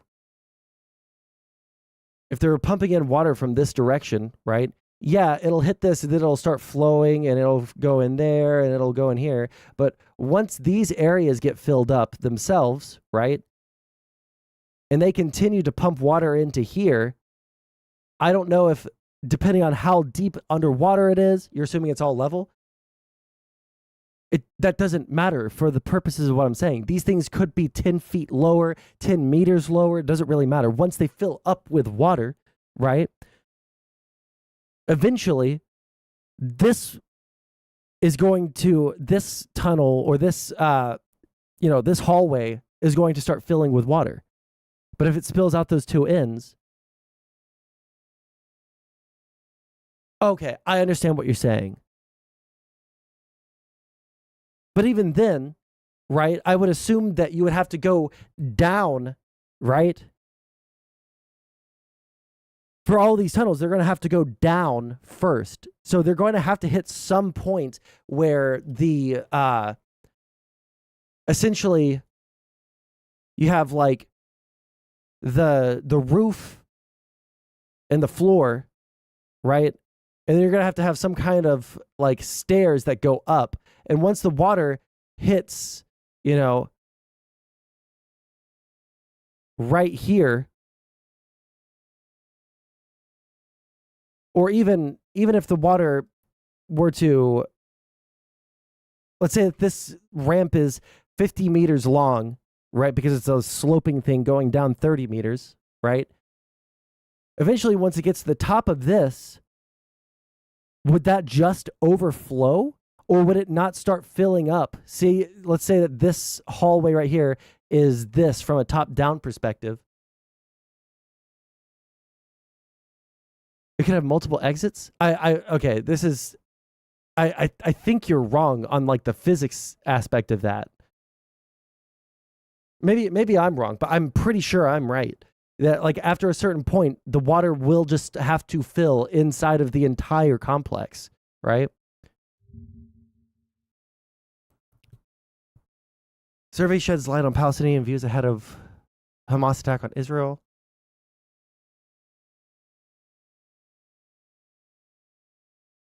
Do we have just like, okay, bullet points. Let's have,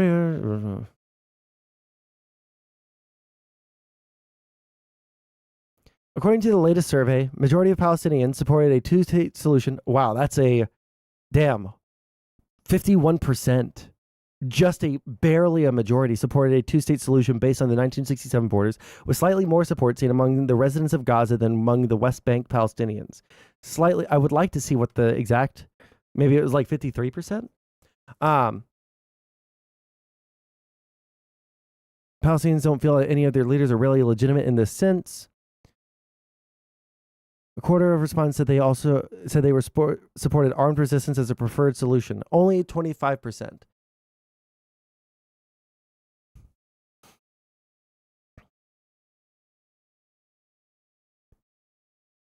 About 23% of respondents said they have a great deal or quite a lot of trust in Hamas. 52% had no trust in Hamas at all.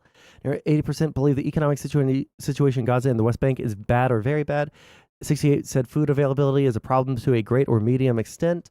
Majority, 56%, believe the country's economic situation will be somewhat worse or much worse in the coming years. Yeah. A one-state solution is not based on reality. I don't see it ever happening. Well, a one-state solution in favor of the Palestinians is a one-state solution in favor of the Palestinians is just fantasy. But like, if Israel went in there and they just annexed both the West Bank and Gaza, I could see that happening, but it's probably not a good thing if that happens.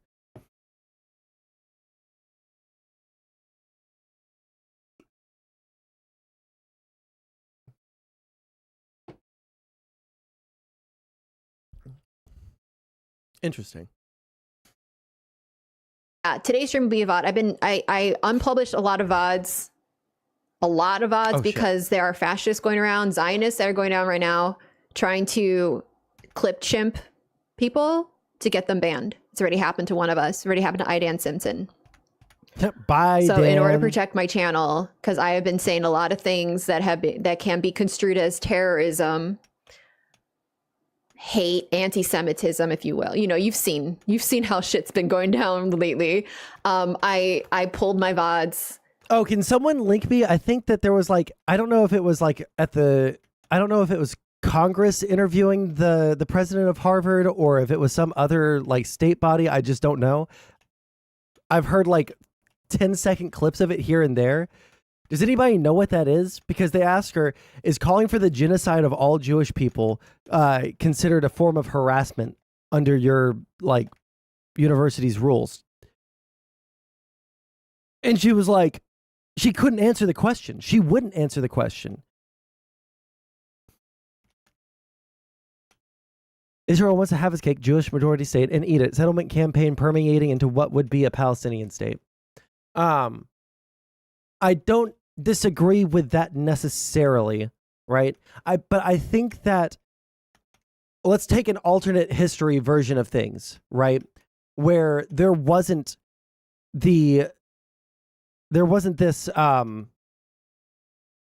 tit for tat kind of violence going on, right? Now I know like the idea that we're going to say, oh, well, the Palestinians shouldn't have, fought back or whatever. Obviously, I don't necessarily agree with that, especially when we look at the very early stages of this, right? Cool. Oh, this guy's probably got... Okay. That guy probably had explosion. I wanted to make sure I didn't die. Let's say that there wasn't this like tit for tat violence after, let's say, 1967. Let's say that there was a Palestinian Martin Luther King type figure that was like in favor of radically peaceful resistance,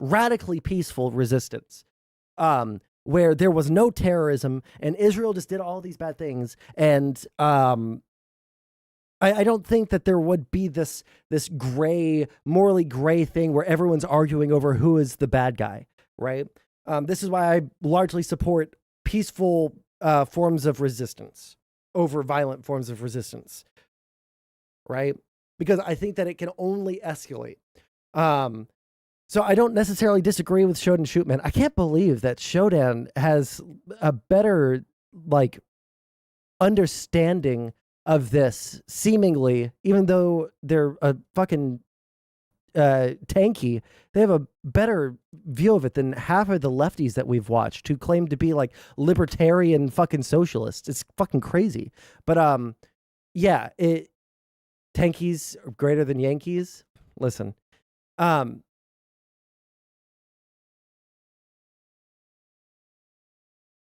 was I saying? Oh yeah, but like I feel like they do want that, but I feel like if we had this alternate situation where there was a peaceful resistance, there wouldn't be this like back and forth. Who is the good guy? Who is the bad guy? Should Israel be allowed to do the settlements? Obviously, I'm super against the settlements. I think that they only make things worse for the Palestinians. Okay. Let's see if we can't kill all of the trainers in here and get some more training going on. I don't know if it's gonna be a permanent poll, but I just did just for now because I can't with that. But this one I'll leave up because I think we've been pretty uncontroversial fairly, relatively speaking. By the way, chat, can I get a PFLP flag without getting on a list? Do you think I necessarily will get on a fucking list for that? I saw someone waving that at one of the protests, yesterday's protest, and I was like, that's an amazing flag. I want that flag. But the PFLP is technically a terrorist organization. So I don't know if I can actually swing that. Yeah, don't do it. Okay, I won't do it. In fact, my name Kira, I named myself Kira after Kira Nerys, who is a terrorist fighting, who fought the fascist occupation of her planet. She calls herself a terrorist, for the record. I'm not just saying that. And this is also why I don't have an issue with the word terrorist. A lot of people have like a stigma attached to it. And I understand that, like, you don't want to go around saying Palestinian resistance fighters are terrorists. I understand that. And I wouldn't use that word to describe a lot of them, but like, there are terrorists that are fighting for Palestinian liberation. But I don't find that to be a stigmatizing label, because it's the nature of what you have to do when you... Man, do you guys remember I'm sorry, I keep on it's like, what is it, Godwin's Law? Like, I'm doing Godwin's Law, but like, actually though, they unironically are like repeating things I remember in like 2016 hearing from alt-righters, like, is this terrorism? I mean, some people might call it terrorism. And I mean, if you want to call it terrorism, that's like your thing. Like, but if it is terrorism, I think it's based. We do need to protect America from these foreign invaders by whatever means necessary. Like, they do the exact same thing. It is actually crazy. These people don't have an interest. They have no interest in actually finding a solution. Oh, okay. Come back in a little while. I guess I'm not going to be leveled high enough to do anything there. Damn. Am I leveled high enough? Am I safe? I want to fight Norman, but I don't want to fucking lose all my guys. It's because the right wing has grown up and moved left. Well, it's not because the right wing has moved left. It's because the right wing fucking ate itself after they got it, fully exposed, because they couldn't keep the mask on, right? After they got fully exposed, everyone started like turning in on each other, trying to say, well, this is the new tactics we need to use to keep our mask more on. And then they were called cucks. And then they all, fucking doxed each other and fought with each other and threatened each other until everyone fucking either stopped doing stuff on the internet in politics, or they, or they became Nick Fuentes, I linked the Harvard clip from Congress.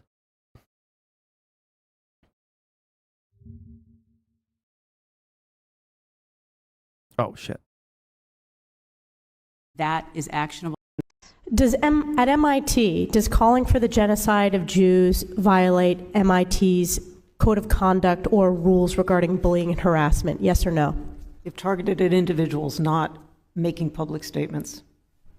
Yes or no? Calling for the genocide of Jews does not constitute bullying and harassment? I have not heard calling for the genocide for Jews on our campus. But you've heard chants for intifada. I've heard chants, which can be anti-Semitic depending on the context, when calling for the elimination of the Jewish people. So those would not be according to the MIT's code of conduct or rules? That would be investigated as harassment if pervasive and severe. Ms. McGill, at Penn, does calling for the genocide... I know it's a yes or no answer. They need to answer this, but they won't. This is the easiest fucking question. But they don't want to answer it because they have been allowing it. Of Jews violate Penn's rules or code of conduct? Yes or no? What university was Nick Fuentes kicked out of for anti-Semitism and racism?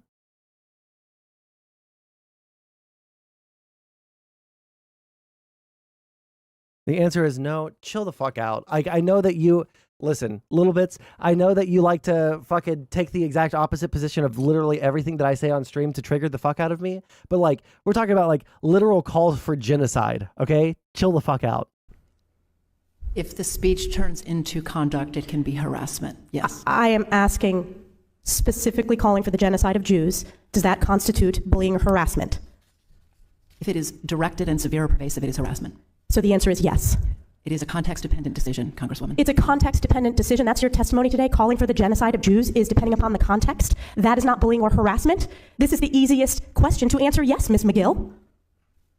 So is your testimony that you will not answer yes? If it if the yes speech or no? becomes, if the speech becomes conduct, it can be harassment. Yes. Conduct meaning committing the. She could have an out here and say that bullying has a specific connotation, meaning that they are bullying like an individual. That is what the statute at our college is meant for. So in the context of what you're saying, no, like at a rally, not targeting an individual. Like I could see her having an out there. Now, would it be a good out, you know? Would it be a good out? Probably not. But is it an out? Kind of. But this is so slimy. The act of genocide? Like people have talked about like universities and colleges and shit like that being ideologically captured by leftists, right? And people want to push back on that so hard, but they can't even argue a good case for why they're allowing people to unironically call for the killing of Jews, not for just the dissolution of Israel, but literally the killing of Jews on their campuses. As long as they're left-leaning. But you goddamn know. You goddamn know. Do they agree the students were actually calling for genocide? They don't seem to be denying that it's happening. I don't know specifically what is happening at MIT, but we have seen things projected onto student buildings. We have seen people at colleges saying, hey, hey, ho, ho, the Jews have got to go. Hey, hey, ho, ho, the Jews have got to go. You know, at all these colleges and stuff, at protests. Not saying Israel has to go, but the Jews. So I would say probably, I wouldn't doubt it, that it's also happening at MIT. You know? They are veiled comments usually. Yeah, usually. Right? But then like putting the paragliders from October 7th on their fucking posters telling everyone to come out and fight against Zionism. And then like demanding that Jewish like student bodies come out against Zionism at college campuses. That's pretty bad. Yeah, it's still veiled, but like, yeah. This is a y'all problem now? I mean, yeah, but like the problem is that even when I talk to like my IRL friends about this, right? Like the ones that like my closest friend, right? Who has kind of counseled me politically over the past 5 years, right? Even before I started streaming, into becoming more radical from where I was, and then pulling me back from that radicalization, and then, you know, now we're kind of, she's a little further left than me at this point, but not that much, more understanding. Even there, all of my IRL friends find it hard to believe that the universities, especially the like really big universities, have this ideological capture on them. It's just like really, really strange to me. Because you goddamn know, if there was a right-wing group making similar veiled threats on their campus, every single one of those students would be fucking expelled. Every single one of their entire fucking political lives, every single part of their like professional lives, even if they weren't going into politics, would be fucking ruined forever. But for some reason, when it's lefties saying similar things, but from a leftist perspective, suddenly we have to like really look at the context behind everything. Like in general, I don't think that the left is as bad as like the right in terms of like their actual like stated goals or their the possibility of them enacting those goals, right? Which is why I kind of have to like do like a self check all the time, right? Like, is this actually a big problem that warrants me like getting super riled up about? And sometimes I'll like get super fired up on stream and then I'll go off stream and I'll think about it. It's like, it's probably not that big of a deal. I probably soy out too much and then I just like won't talk about that thing again, right? That's happened a couple of times. Like the neo pronoun stuff, I think is largely relegated to online. I don't think that it's affecting real life outside of, you know, activists bullying the fuck out of people, right? For a while, the left was simply more reasonable, but I see the winds changing for sure. Yeah, exactly. And like, just to like finish my point, like, so like the left, like largely is just like really annoying. Whereas the right has like stated goals of like really fucking disgusting, horrible shit that needs to be fucking stamped out. But like now we're seeing these winds changing, like Sieg is saying, where like large universities are literally having huge segments of their student body going out and saying some pretty fucking horrible, disgusting things. And there's just never going to be the kind of blowback on them in the same way that a similar statement from a right-leaning perspective would ever get the same amount of charity. It would be hard to have corporate career if you advocate anti-Semitism. That's their life after school. People need to come down to earth. But like, here's the thing: people are debating whether it's anti-Semitic to call for the the expulsion of like the Jewish state, right, from existence. Now you can say like, I don't think that Israel is a good state or whatever whatever the fuck. But the second that you start like specifically, referring to it, like, and I'm talking about this in regards to how the left is referring to it, right? I can also condemn and argue about like whether or not we should even care if there is a Jewish state out there, right? Like that's a whole other thing. But like, just like in regards to the left, the fact that there is pretty blatant, if still somewhat veiled, calls for violence against Jewish people, paired with a rise in anti-Semitic hate crimes in the United States, and people are arguing as to whether or not these things are anti-Semitic, it's just crazy to me. The speech is not harassment. This is unacceptable, Ms. McGill. I'm going to give you one more opportunity for the world to see your answer.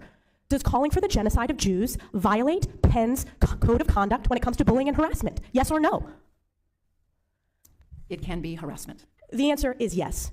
And Dr. Gay, at Harvard, does calling for the genocide of Jews violate Harvard's rules of bullying and harassment? Yes or no? It can be, depending on the context.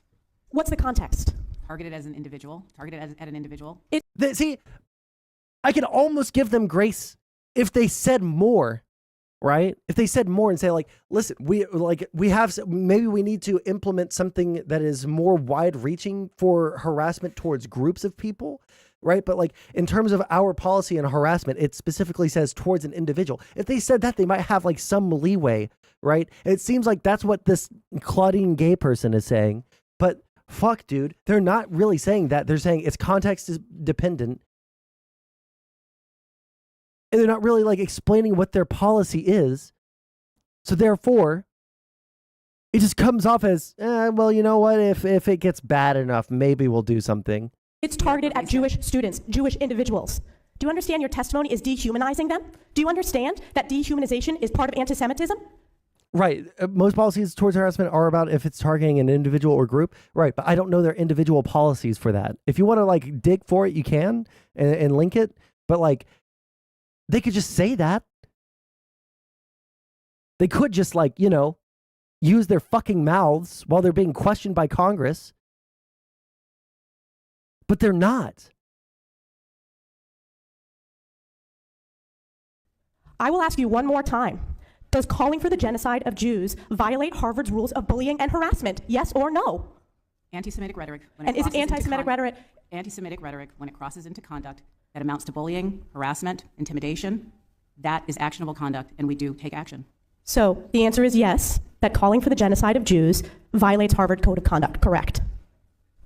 Again, it depends on the context. It does not depend on the context. The answer is yes, and this is why you should resign. These are unacceptable answers across the board.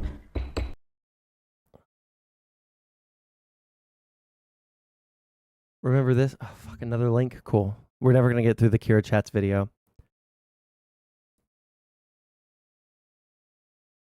Pro-Palestinian protesters in Sydney, Australia chant, fuck the Jews, and then gas the Jews.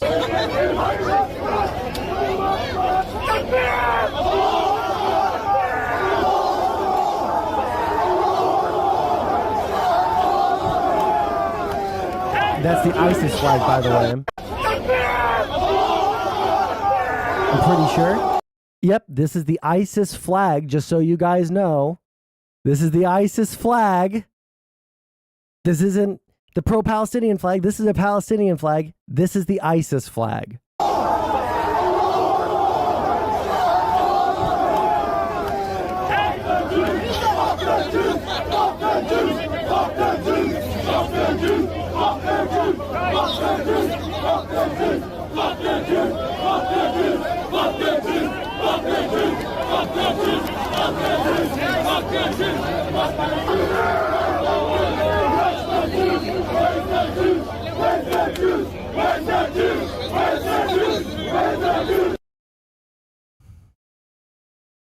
Because they're in Sydney, Australia?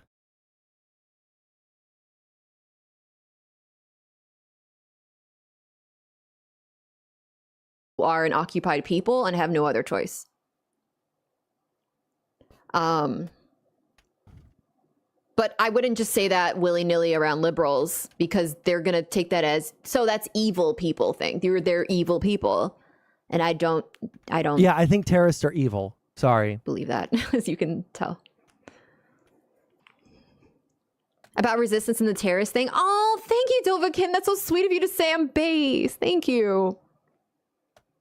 Yeah, so like in the beginning of like right after October 7th, I was saying Hamas terrorists to describe Hamas fighters.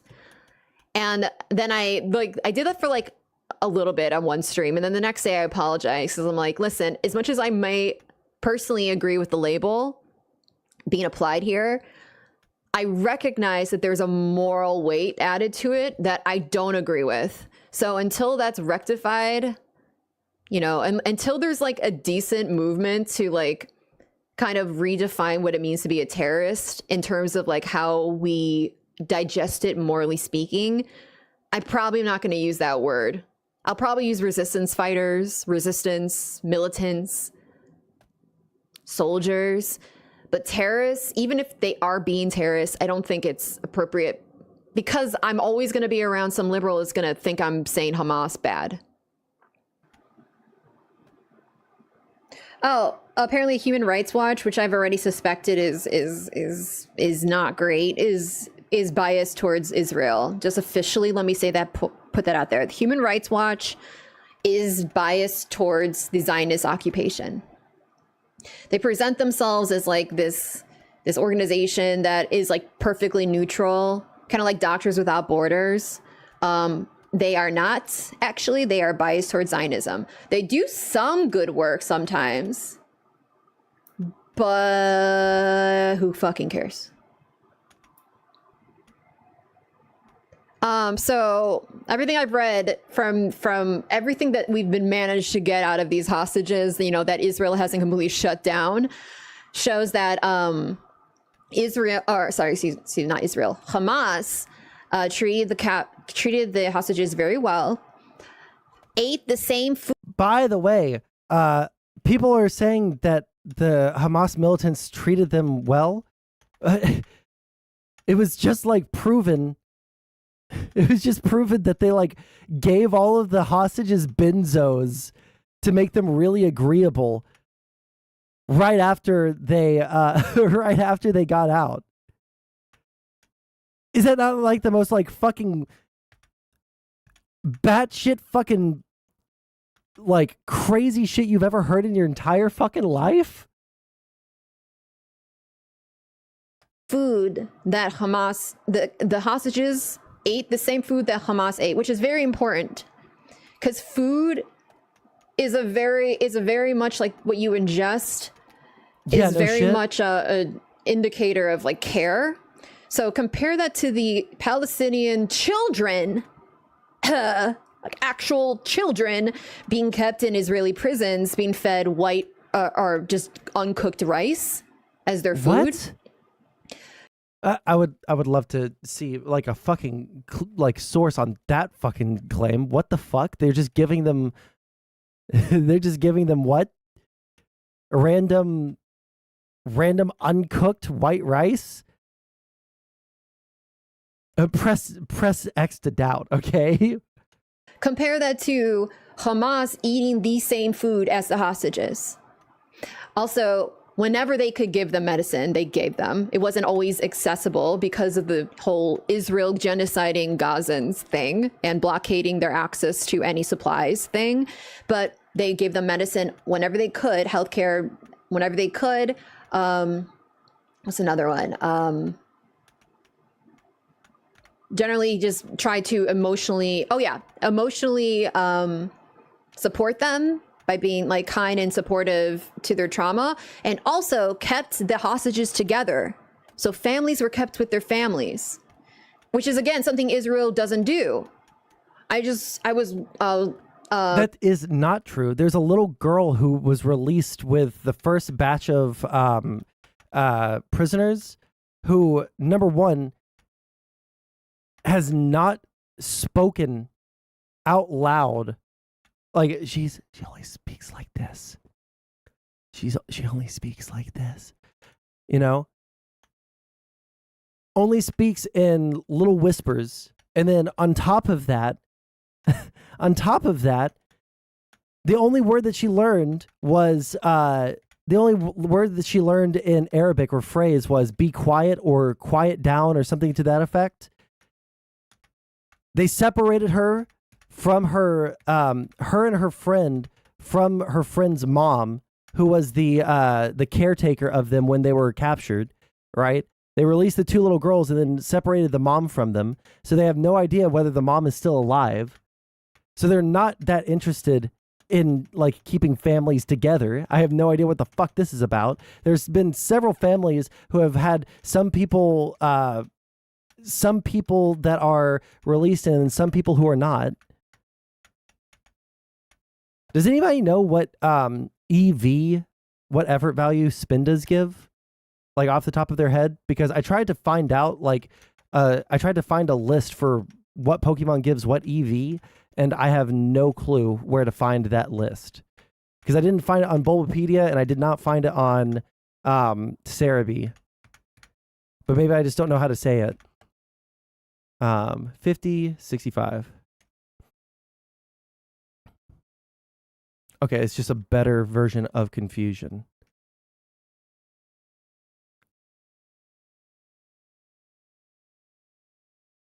Probably going to go with Psybeam.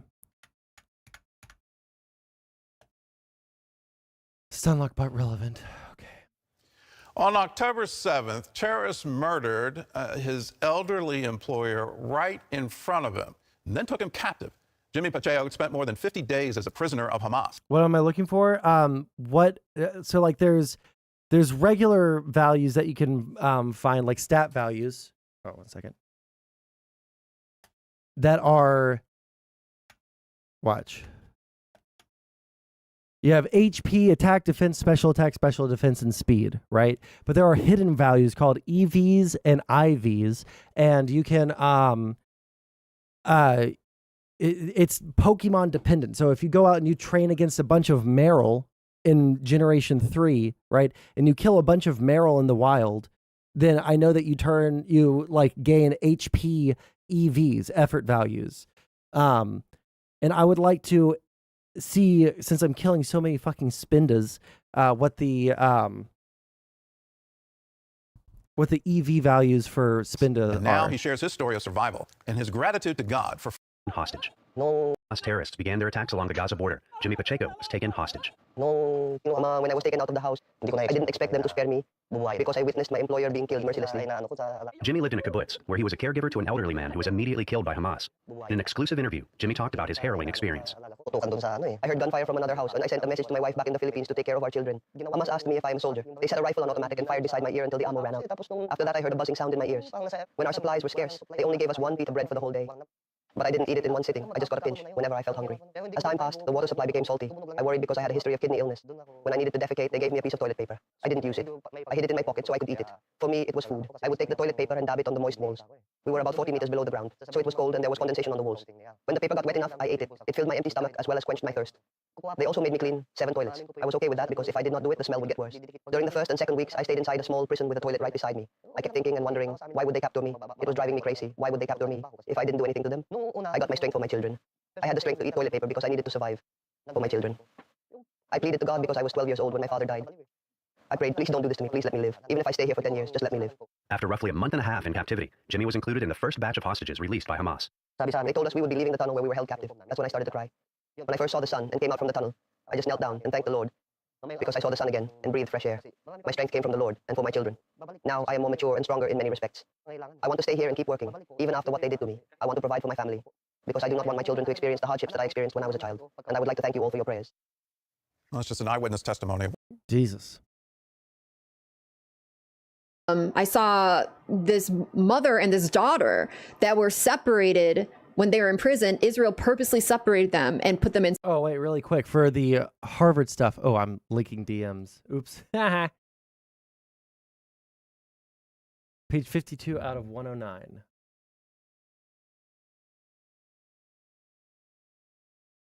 This is for which college? Harvard. Da-da-da.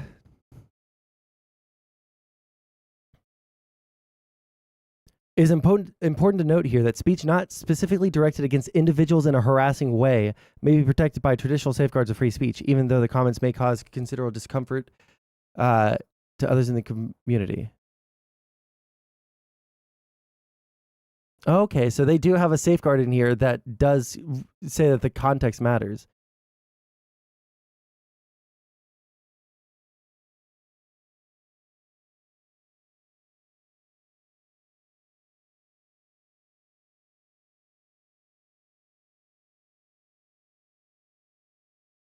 Okay, so they have they've protected themselves.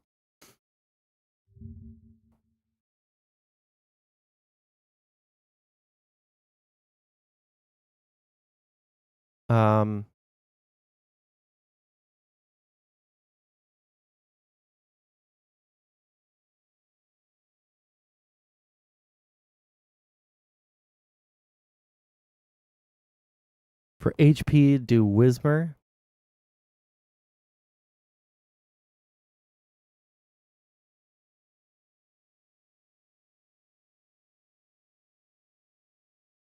Special attack. That's what I've been grinding right here. That's not a bad thing here for the psychic.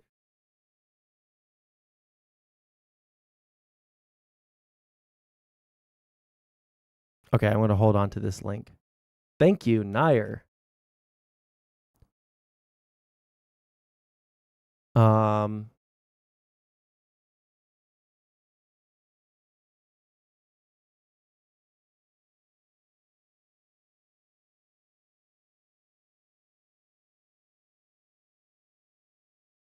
Okay.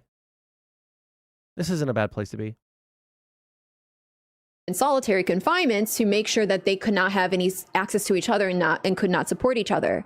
This is a common thing that Israel does. So it's like the immense dehumanization that Israel is conducting against Palestinian people, compared to the kindness and basically the treating Israeli hostages like family that Hamas is doing. So some fun facts about the Palestinian resistance. So, the October 7th was not the first time that resistance fighters utilized gliders to fly over occupied lands.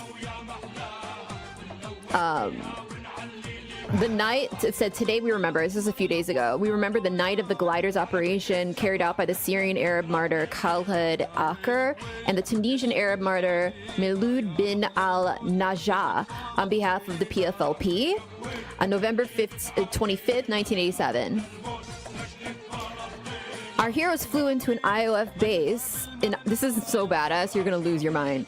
Our heroes flew into an IOF base using gliders in occupied Palestine on hang gliders all the way from Syrian-controlled South Lebanon, armed with AK-47s, silenced pistols, and hand grenades. Acker was captured and martyred, meaning killed by Israel. Al-Najah swept in, killing 6 IOF soldiers and injuring 8 more as he fired his AK at the usurpers without... What does IOF soldiers mean? Israeli... IOF versus IDF right there on Google. I'm going to make a guess. Israeli offensive force? Because they're the IDF? Oh, yeah, it is the offensive forces. Okay.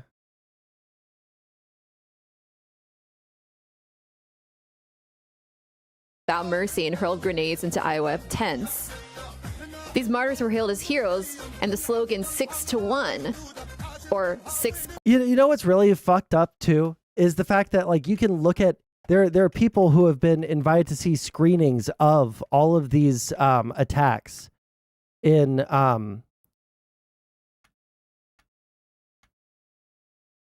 Israel, right? They've seen you can get invited to see these like 45-minute compilations of them just ruthlessly murdering civilians, right? Like one of the biggest stories that really affected people was like 2 sons and a father running in their underwear to the bomb shelter.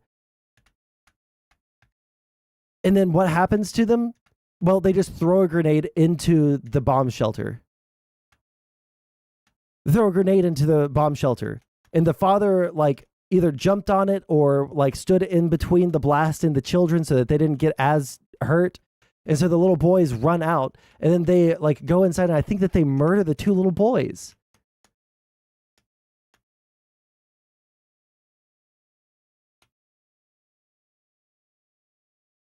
Like these are videos that are out there that people just like pretend don't exist. They're saying it was staged by the Israeli Defense Force. You know, I don't even know what to do when talking to these people because they just like, they're as conspiracy brained, if not more conspiracy brained than the fucking Nazis, dude. They're even more conspiracy brained than the Nazis. Because at least the Nazis, they just think that there's like the one, right? They think that there's the one conspiracy, and that's that the Jews rule the world. But for these people, it's like the Jews and the capitalists in America and, you know, all of these different groups, you know, consisting of millions and millions and millions of people, all conspire together to rule the world so that they can push down brown people. But nobody is willing to come forward about, nobody can show like the proof that isn't better explained by just like normal international relations. Like they don't care if it's true or not. And I think that's the part that really bothers me. Because when I was a socialist, it was so easy to like see, okay, this person does not care if the Jews actually do rule the world. They just don't like Jews. Oh, this person does not care if black people actually are lower IQ than white people. They just really don't like black people, right? That was so easy to like point out. Okay, you just really don't like black people that much. Just say that. This would be a way easier conversation for both of us. Like we wouldn't have to do all this like song and dance around whether or not, you know, black people are smart or not smart. With these people, they fully buy into like the crafty Jews. The crafty Jews are just like pulling the strings of all the capitalist institutions because the capitalist institutions like the Jews because they're able to use them for their own capitalist gains. So it's not like any one group except for the capitalists are in charge.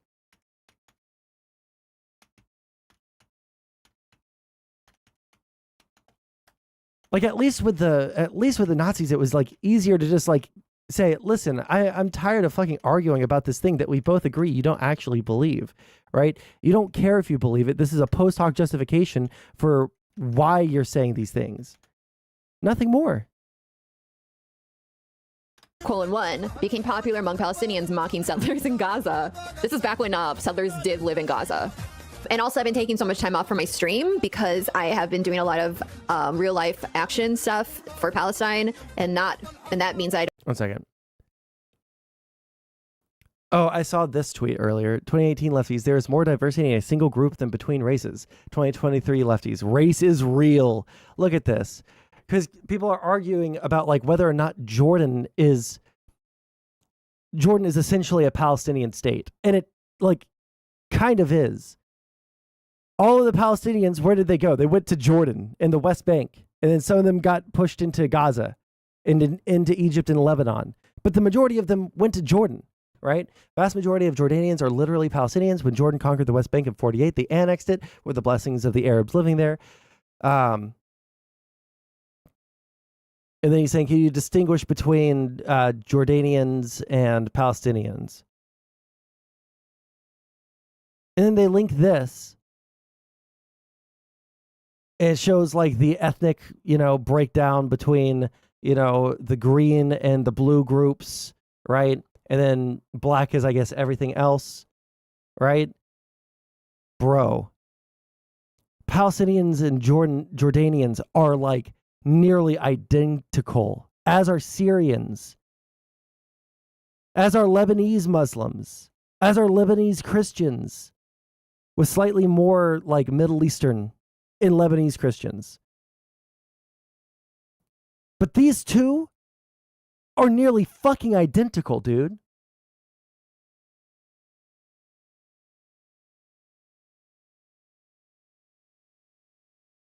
That's fucking crazy.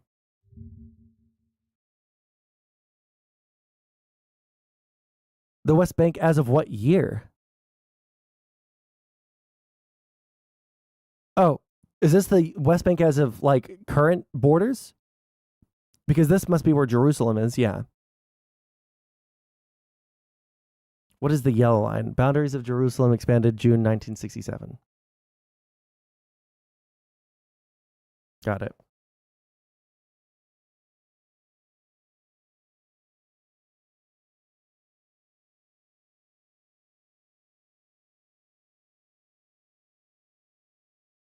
I don't stream, and I'm not gonna stream my actions. I'm not gonna like do like horrible. I'm not gonna like ruin the OPSEC of a bunch of activists because I want to like make sure I keep my stream alive.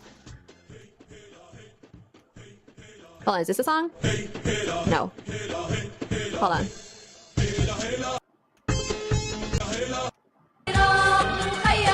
This is a song! Okay, this is a song that I've been trying to get. Can you imagine for a fucking second if there were like a current like major Nazi organization, somewhere in the world fighting against a bunch of Jews, and then they started playing like the Nazi national anthem or some like Nazi tune, and they were like, man, this shit goes hard, this shit bops, this is man, these people are freedom fighters.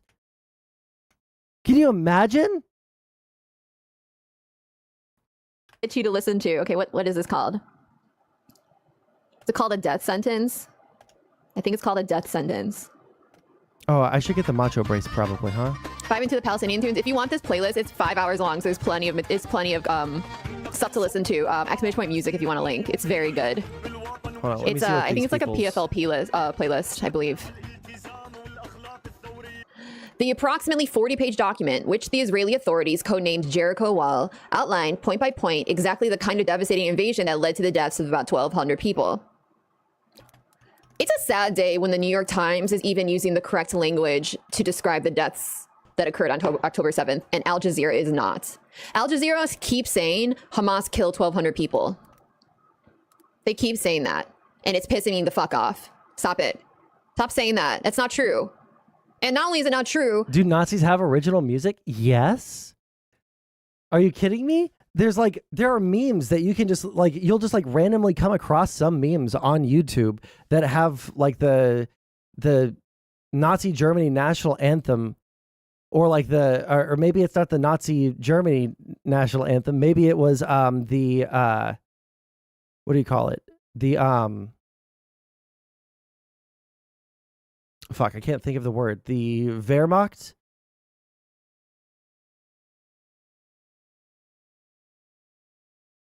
Hold on. Chill out, Sieg. I don't know where the fuck what kind of memes you're going for. Chill. The USSR national anthem? What about it? We're talking about like if people were like playing this and there was like an active conflict between Jews and someone else, and they started playing like the like propaganda music from that side. Okay, what do these people have? Is this going to be like Giga Easy because I've over leveled? I think it's going to be Giga Easy because I'm over leveled.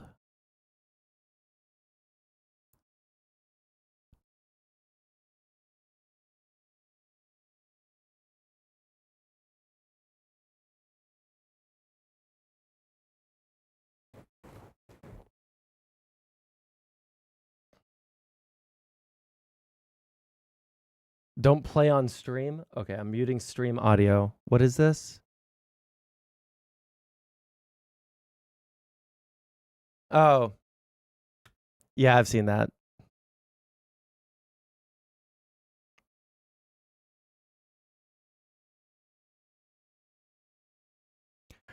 I don't want you to be labeled as a Nazi, Sieg, and I don't want to be labeled as a Nazi, Sieg. It's not you. I'm not making a moral condemnation on you, okay? I don't know if the Soviets have good marches.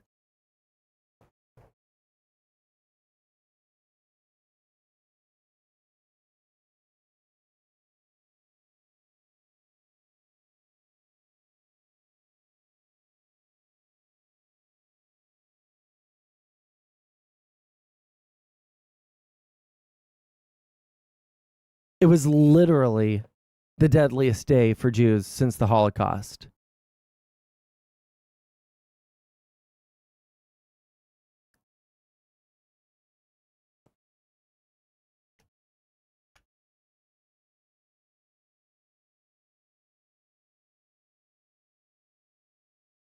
I should probably level this guy up too.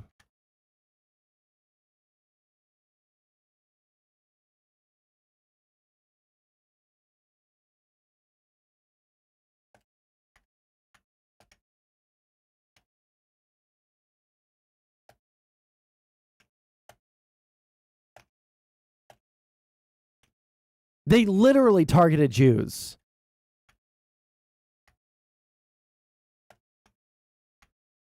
Except they literally targeted Jews.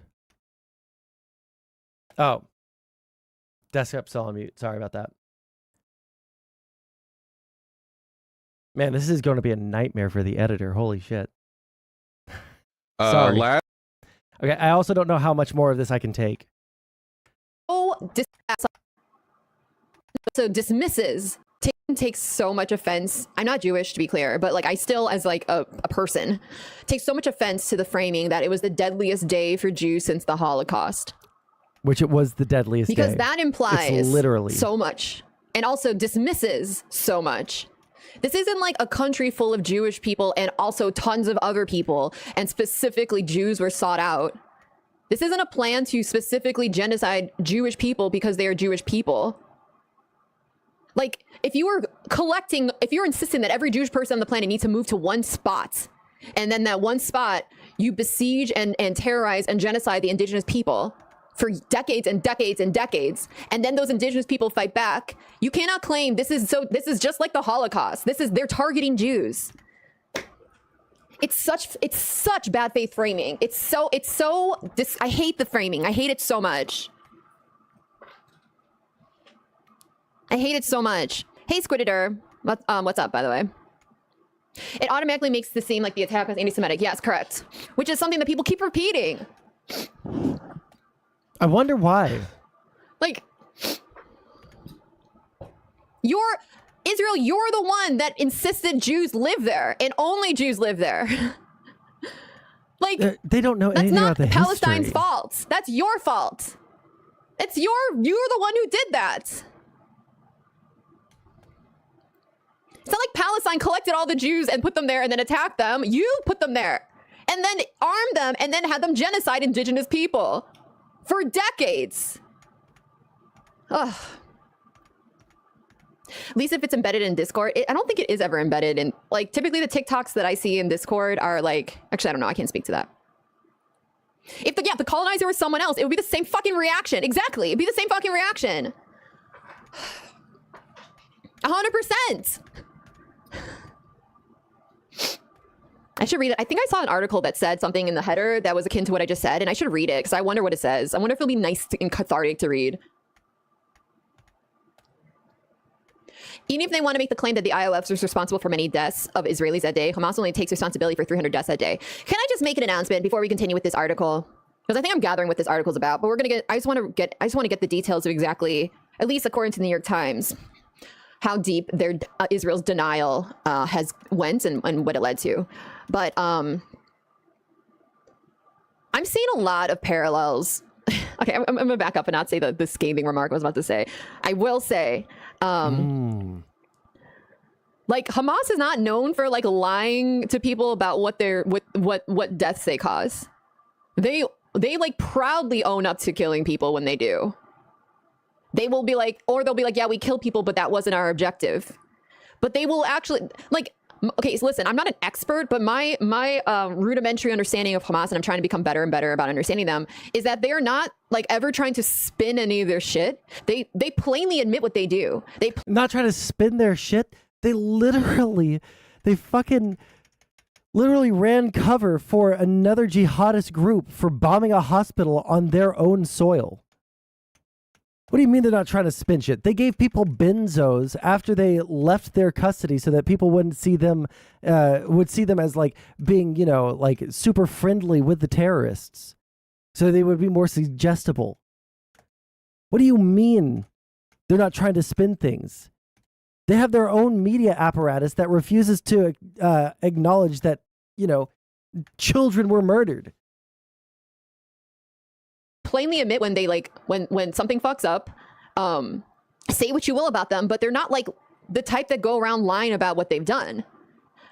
Like, so whereas Israel is always lying about what they're doing, always. So if Hamas is like, yeah, we ended up killing these many people on October 7th, and Israel's like, no, you didn't, you killed more, I'm believing Hamas, sorry. Because Hamas has like from what I've gathered from my rudimentary research, Hamas has a pretty solid track record of like admitting to. Yeah, your rudimentary research, reading their propaganda, and then like saying that anything that says that Israel is, in any way, shape, or form like more decent than Hamas.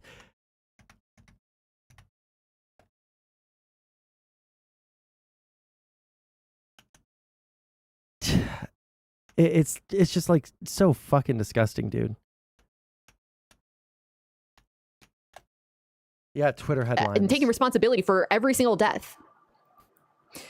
In a multi-continental effort that could provide a credible alternative to China-led Belt and Road Initiative, which has pushed many countries into a debt trap besides losing control over their assets. How much truth is there to that? Well, is China doing a little bit of imperialism on its own? Not really on the scale of U.S. imperialism, but of course American liberals will see it as an evil while being blind to their own place within the structures of white supremacy. I'm kind of bad. What's that? Do you think that she got excited when she found out there was a way for lefties to be anti-Semitic so she can reminisce in her past? Yeah. Marwan, Even as I was listening to you, I was getting the information that we have a Hamas. Okay, I'm going to we'll like double speed through this, and then we're gonna switch to something else. I can't handle any more of her stuff. Jesus fucking Christ.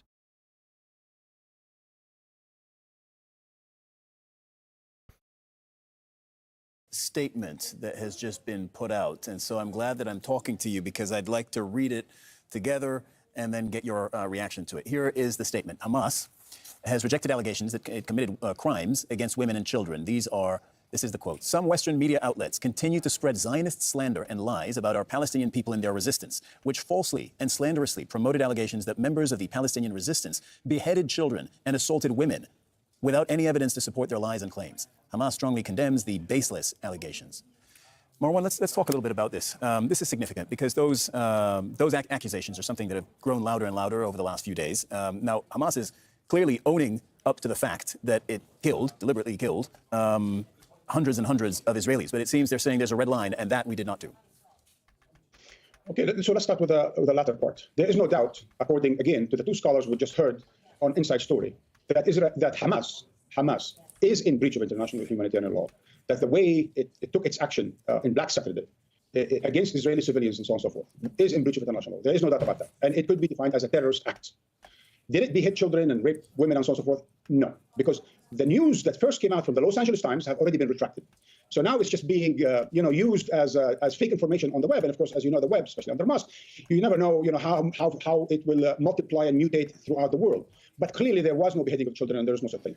But I think those who are trying to make the case for land invasion and for the were children murdered, or even of the Palestinian people as animals, they're the ones who are already equating the 7/10 with 9/11, right? They're saying that what happened to Israel is a 9/11, and Hamas is like Al Qaeda, and Hamas beheads children, and Hamas is trying to be slick like ISIS, and Hamas hates the Jews, and as Biden said, its sole reason for existence is to kill Jews.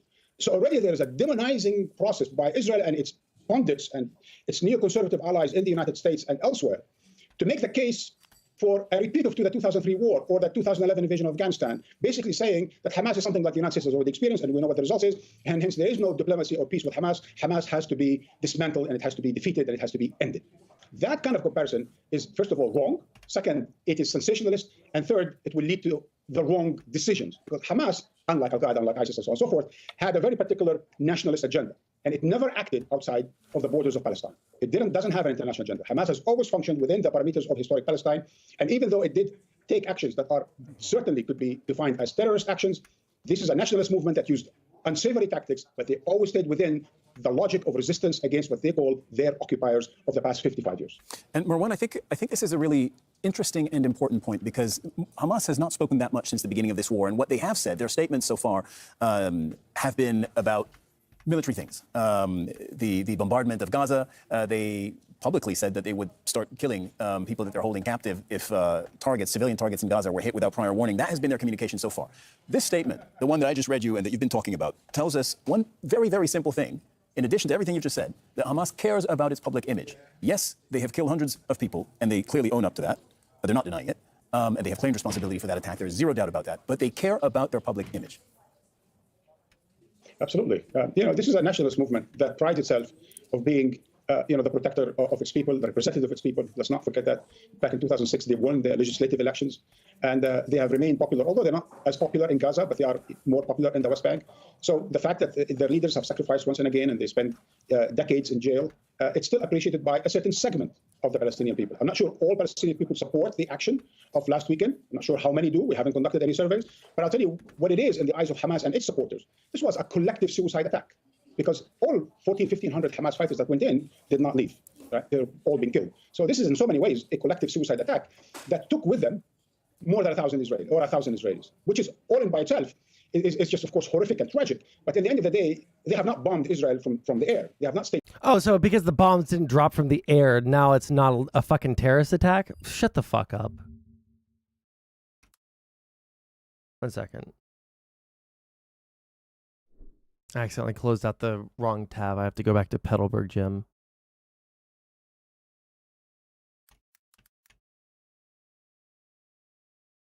Sorry, it's so fucking aggravating. Okay, let's get rid of tabs that we no longer need. Don't need her. Don't need that. I'll look at that later. Don't need that. I'll probably read that off stream. Don't need that anymore. Don't need that. Don't need that. Don't need that. Want that.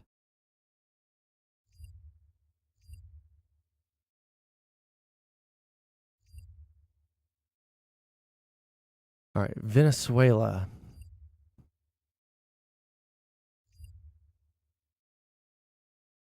Let's see what Vosh has to say about the Venezuela thing. The Tim Pool video on... Oh, yeah, I didn't even look at the fucking content suggestions. Lads, I've got some bad news.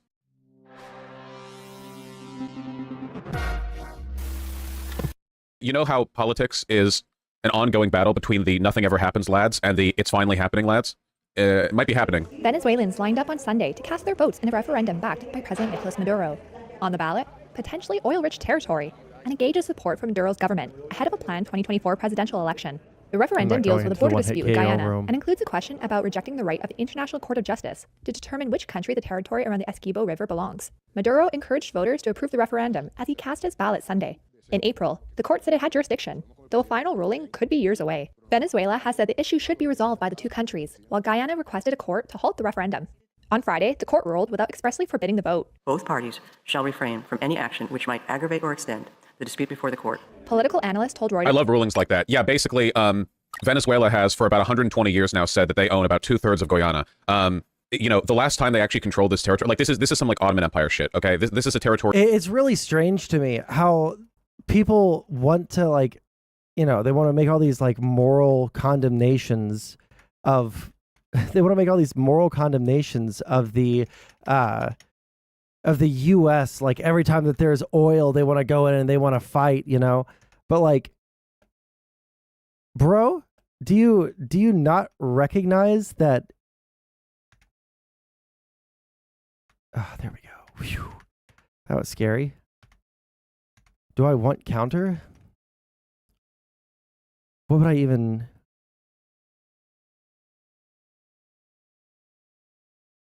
should I get counter? Someone that knows more about Pokemon than me, please tell me. Do I want counter? And what should I replace it with? Can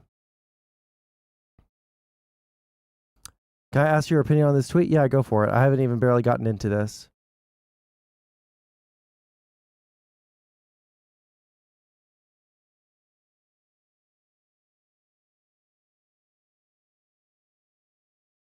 Or if you linked something there, it didn't come through. So link the tweet again.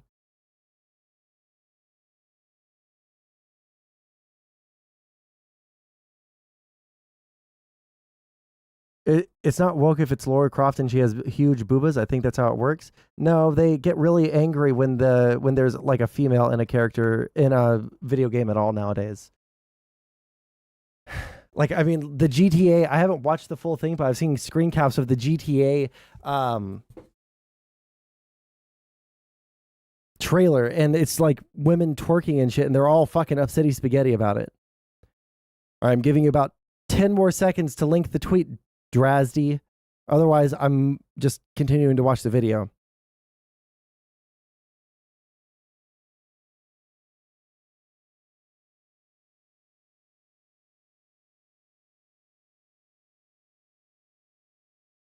I'll look for it.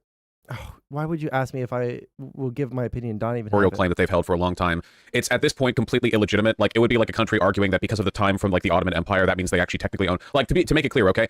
Russia has a more recent claim to Ukraine and Crimea than they do to this portion of Guyana by like 5 orders of magnitude or whatever. You know? Yeah. Venezuela's never. It's literally like it would be like if Russia claimed, I don't know, like East Germany all of a sudden. It's worse than that because Russia did have East Germany. It's so stupid. There's no legitimacy here. There's no like Alaska. Yeah, Alaska basically. There's no like authentic dispute or like legitimate complicated history behind it. This has always been like a nationalistic threat that Venezuela has leveraged. President Maduro is incredibly unpopular. Venezuela has been in tatters for years now, and Maduro knows that the next election, the one coming up next year, will probably see him ousted. So he's looking to get a big win before the next election, or potentially suspend the election altogether on account of military crisis, by annexing a portion of the relatively undefended and oil-rich Guyana. Make sense? Maduro's holding the referendum to test its electoral strength and expect the referendum to pass, given the lack of any no campaign. What we expect with this poll is to recover the Esquivo in our territory, said this voter. The referendum is consulted. So yeah, this is being referred to as them reclaiming their territory. Reclaiming territory that they dropped the claim for after 89 or 99 or whatever the fuck it was. But then they reopened up wanting it back after the 1960s, and then they just like kind of it's ours, but like we're not gonna take it. We just want to we just want peaceful coexistence with Guyana, and maybe eventually we can come to a settlement. But then oil is found, one of the largest oil deposits in the entire fucking world, behind only the UAE and Oman or some shit like that. And suddenly it's well, if our people vote on it, we're going to take it.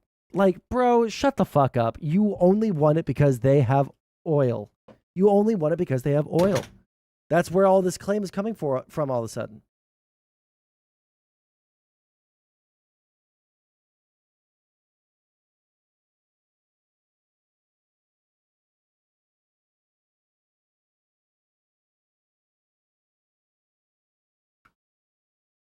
Which is total bullshit. It's just, again, it's complete nonsense. This goes back for a while. I really like this bit right here that got highlighted when I Google searched the history of this conflict. Guyana argues the boundary between the nations was clarified in the arbitral award of 1899 signed by Guyana, whereas Venezuela called the award an, quote, Anglo-Russian conspiracy. In 1962, Venezuela declared it would no longer abide by the arbitration decision because they wanted mineral-rich territory in the Orinoco Basin in Guyana. And then there was another arbitration, and they failed to reach agreement, and then they vetoed a bid, and then like again, it's oh yeah, it was Guyana, right? Was it Guyana, not Guyana, or Guyana? Guyana. That was it. Guyana. There we go. Guyana. Guyana. Well, I disagree with Venezuela. Would it be wrong in principle for another nation to decolonize a colonial nation? Yeah, but that's just like not what's happening here. They're both colonial nations. Venezuela is a colonial nation. Who do you think started the country? Who do you think started the country of fucking Venezuela? It was the fucking Spanish, right? And they had a revolution, so they're still like a settler colonial state that was, eventually revolted against.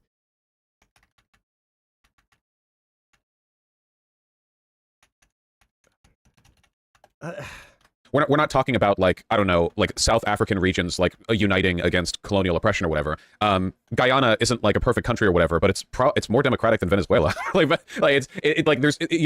Guyana is a small and very sparsely populated country that does serve primarily as a shell for like Western companies. Like there's not much to it there, but it's not like Venezuela wants to do any better. Like Venezuela isn't looking to liberate Guyana. They just want the rich territory for themselves so they can exploit it. It's not, there's no like ideological battle taking place here. It's just a naked land grab. But I guess if like theoretically Guyana was still like an authoritarian regime that was a proxy for Western occupation and so on, and Venezuela wanted to invade to save them, then that's not inherently a bad thing. That's not like an innately bad thing to do, I don't think. Though it's kind of tough to pull off. Apparently Venezuelans voted by a wide margin, though I haven't actually seen the numbers yet. I saw on Twitter there was an estimate of the numbers that people were claiming was fake that I thought that even if there is some vote that says, hey, you know what, they voted, 98.8% in favor, and it was actually a totally legitimate vote, would anyone be okay with the U.S.? Would anyone in the world be okay with the U.S. Going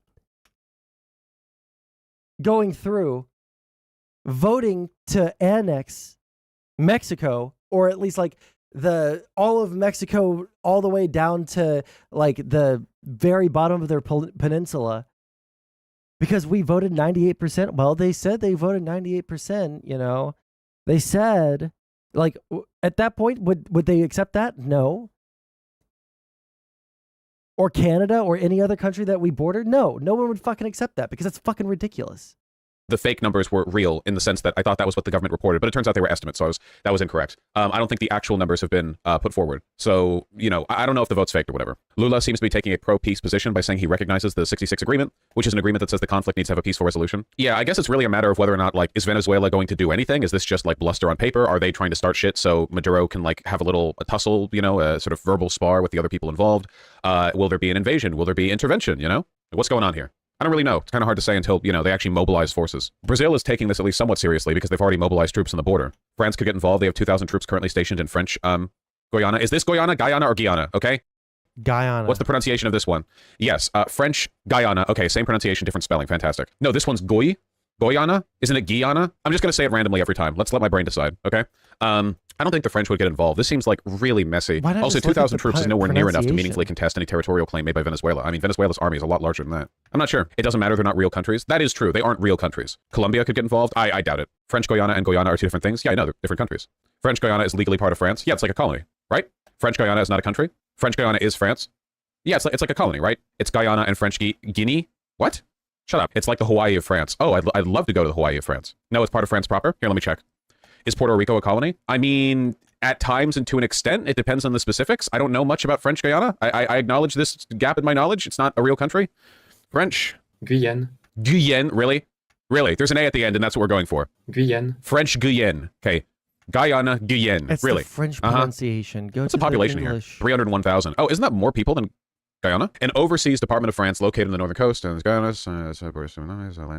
Okay, yeah. An overseas department. Right, that's I'm a French just term. scared Okay. to go No, in. Guyana is 800K. Okay, gotcha. I need to 600K for beat the Guyana. gym. Okay, less people than Guyana. Vosh, according to official authorities, a total of 10 million citizens voted. I can assure you that number is fake. Not even that many showed up for the presidentials. When was the last Venezuelan election? What was the vote count for that? 2018, so it's every 6 years? Oh, yeah, you're right. Fewer people showed up. The popular vote count for the last presidential was lower. So the numbers probably aren't, you know, My leftist friend in Venezuela views it as a stand against U.S. oil transnationals. I was surprised. That's total cope. Again, this is just like the American diabolism, like campus thing again. The idea that Venezuela's occupation of Guyana would be better for the people of Guyana than like U.S. oil companies or whatever is not true. This isn't like a genuine liberatory force, you know? Given that it's unlikely Brazil will get involved directly, but keep a close eye and support Guyana, do you think the U.S. might? I think Brazil is more likely to get involved than the United States. I think there's an incredibly like marginal chance that the United States gets involved. It's not like zero, but I think it's very, very, very low. Whereas I think Brazil's chance is higher. I think that Brazil has a sort of interest in demonstrating its regional hegemonic power and keeping peace in the area. You know, also it would make Brazil look weak if the U.S. or any other power intervened. Vosh, it was 10.5 million votes, but there were 5 questioned. They 5 counted all voters. What? That's incredibly stupid. Why would anyone? If you had a class of 30 people and there were 10 questions on a quiz to hand out, you get like, oh, we've received 300 responses. What? That's insane. Okay, fine. Okay, Jesus. Incredibly stupid. Unbelievably stupid. The U.S. already kind of cooed Guyana once. I don't want us to do it again. Yeah, but we're not really in our like cooing Latin America era. Also, we wouldn't be cooing Guyana. We'd be defending them against invasion. It would be more of a Kuwait situation than anything. And the last time there was a Kuwait situation, we deleted Iraq. You know, but I don't think we're going to do that here. 1 second. Every time you claim that I'm a Marxist for timing you out, I'm going to time you out again because you're just stupid. You don't know what you're talking about. It's funny to time you out. You don't know what Marxism is. I would be fine if you were just like an anti-Marxist in my chat. I have a lot of anti-Marxists in my chat. That's totally fine. But you're annoying about it. You actually are like a giga racist. And until you learn to, you know, be a normal person in chat, you're just going to keep on getting timed out. We're just going to bully you. And by bully, I just mean remove you from chat because that seems to be the worst thing in the entire world to you. Here. U.S. military planes flying over Guyana today, monitoring the border. Yeah, this makes sense. They're our ally. We engage with them. We talk with them. You know, we share airspace. Like we have a right to fly over their airspace. So it makes sense that we would do this. What do I want? What should I get? Guys, there's nothing to worry about from this. There are U.S. spy planes flying over the world all the time. If anything interesting is happening anywhere in the world that even remotely involves or implicates us, we have planes over it. You know, global hegemon. How can I convince my Venezuelan friend not to support this without coming across as an imperialist? Yeah, easy. How does this intervention in any way, shape, or form benefit the people of Guyana? Like, what is Venezuela saying or doing that indicates that anything here has anything to do with the people of Guyana? Because even Maduro himself and Venezuela itself are just referring to this as like lost national territory. The idea that this is being done to free the people of Guyana from Western imperialism is such like they're not even pretending that in the official messaging from Venezuela. They're not saying like, you know, oh, you know, we need to liberate the people of Guyana from Western. No, they're saying like, no, this is our territory, you know, and we don't recognize the 1899 arbitration or whatever. They're not even pretending that. Why are you pretending that? Where was that Venezuela propaganda video? Can I find that again? Can I hold on? Venezuela Propaganda video. Guyana. We watched it on stream. It was on Twitter. Could anyone find that for me? It was like so clearly. If anyone could find that. In the meantime.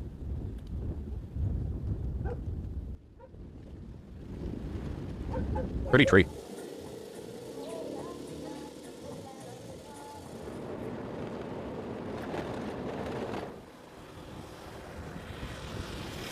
A centuries-old territory dispute is threatening the tranquility and slow-paced life of locals. That is, okay, not gonna lie, AP News, this is the most, like, late 19th century white man's burden, darkest Africa, this is how the tribals live bullshit I've ever seen. What the f***? The slow-paced primitive life of the natives is being imposed upon by the Italian invasion of northern Africa. Like, what is this? These noble, you know... Okay, I thought there'd be voiceover. You found it? Hey, Comrade Robin Hood! God, please. Hey, boo-boo! There's a picnic basket over there in Guyana. I heard they got some big force. Link via timestamp, Nair. How long did they talk? I don't speak Spanish, or if they speak Brazilian, I don't speak Brazilian. Anyway, you can immediately see like what they give a shit about just from the propaganda video their government posts. Immediately we have like old history, our territory, blood and soil. You mean Portuguese? Portuguese is just Brazilian, okay? I don't care. That's what everyone thinks of when they think of Portuguese. I know there are other people that speak it. Nobody cares. It's Brazilian. Have you looked at a map? Brazil's like 90% of Latin America. Calm down. That's like saying English is American? Yes, another thing that I do.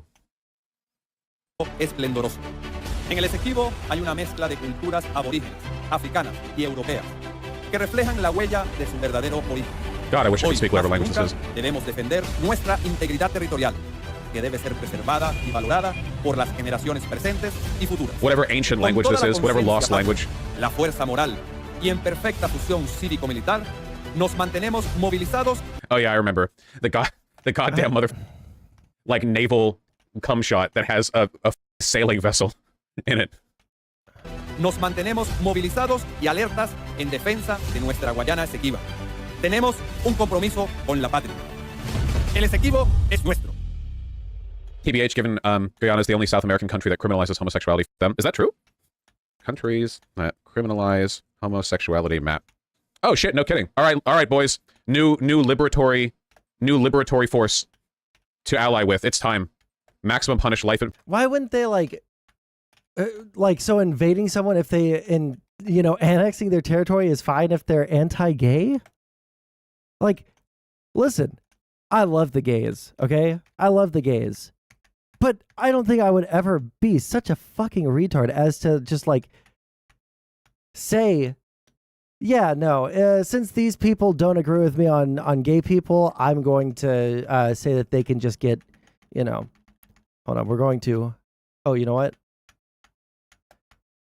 We're also going to give this guy the macho brace. Let's see.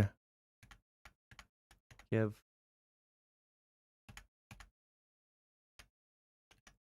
Okay.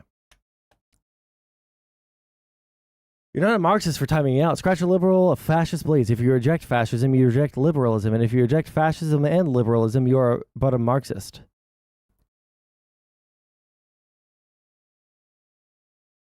I embrace liberalism.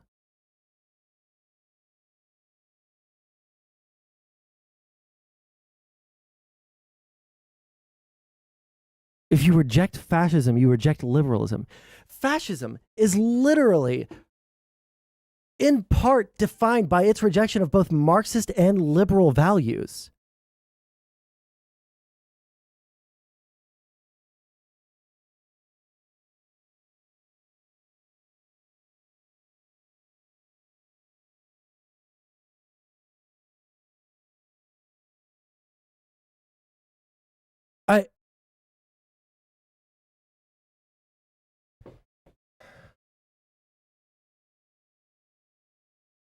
I missed what he said because I was reading what you said, but also Vosh isn't really saying anything except for them. Is that true? Countries that criminalize homosexuality map. Oh shit, no kidding. All right, boys. New liberatory force to ally with. It's time. Maximum punish life imprisonment. It's time. Maybe that's why the Jonestown massacre happened. They were all upset that they couldn't be gay or something. Venezuela is coming to liberate the homosexuals of Guyana. Colombian Air Force jets also monitoring the Venezuelan border, as well as the whole region is on edge. Let's see. Yeah, it makes sense. Everyone's kind of curious to see how this plays out. Wait, they were in Guyana and not Ghana? Ghana is a different place, in a different part of the world. Why is Russia not highlighted? Because this is specifically about the criminalization of homosexuality. Russia has, like...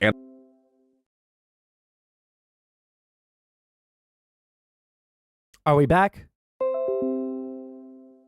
This is why I shit on you, you dumb motherfucker. Why do you shit on me for being a fascist when you're a liberal and therefore a fascist? When you can accurately give a criticism of me, you can come back.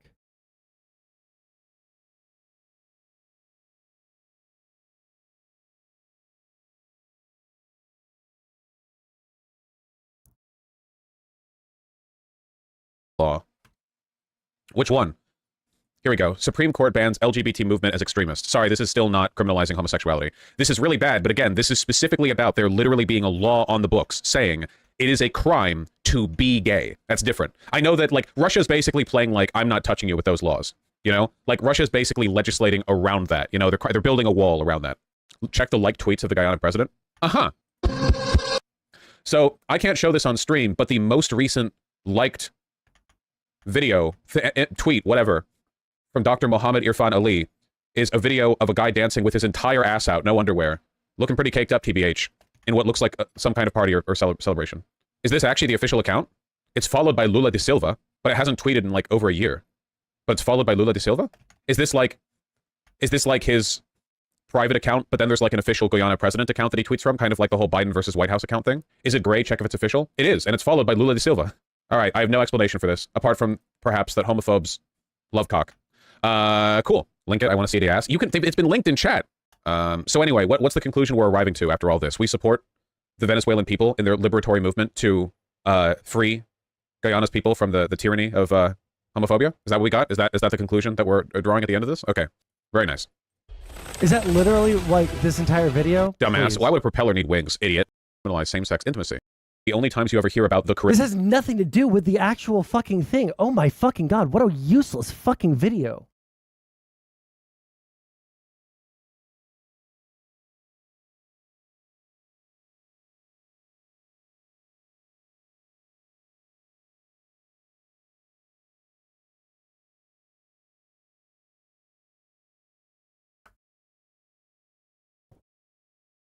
I told you, like, he doesn't even talk about it whatsoever.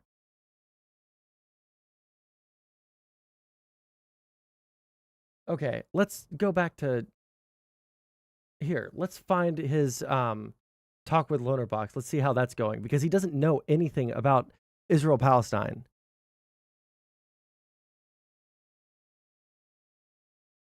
You know,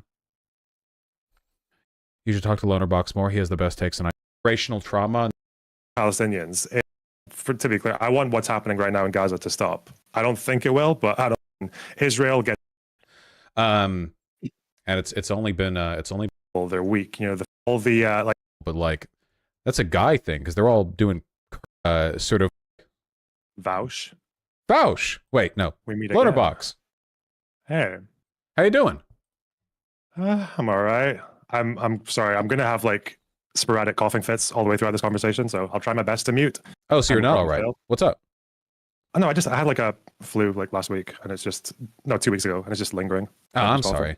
Yeah, fine, though. I got a pretty bad wave of sick a couple of weeks ago that turned out not to be COVID. You know, as obsessively as I tested it after the fact, and yeah, it really does suck to be reminded occasionally that other diseases exist. They haven't all been replaced. You know, there's still a grand hierarchy of disease out there.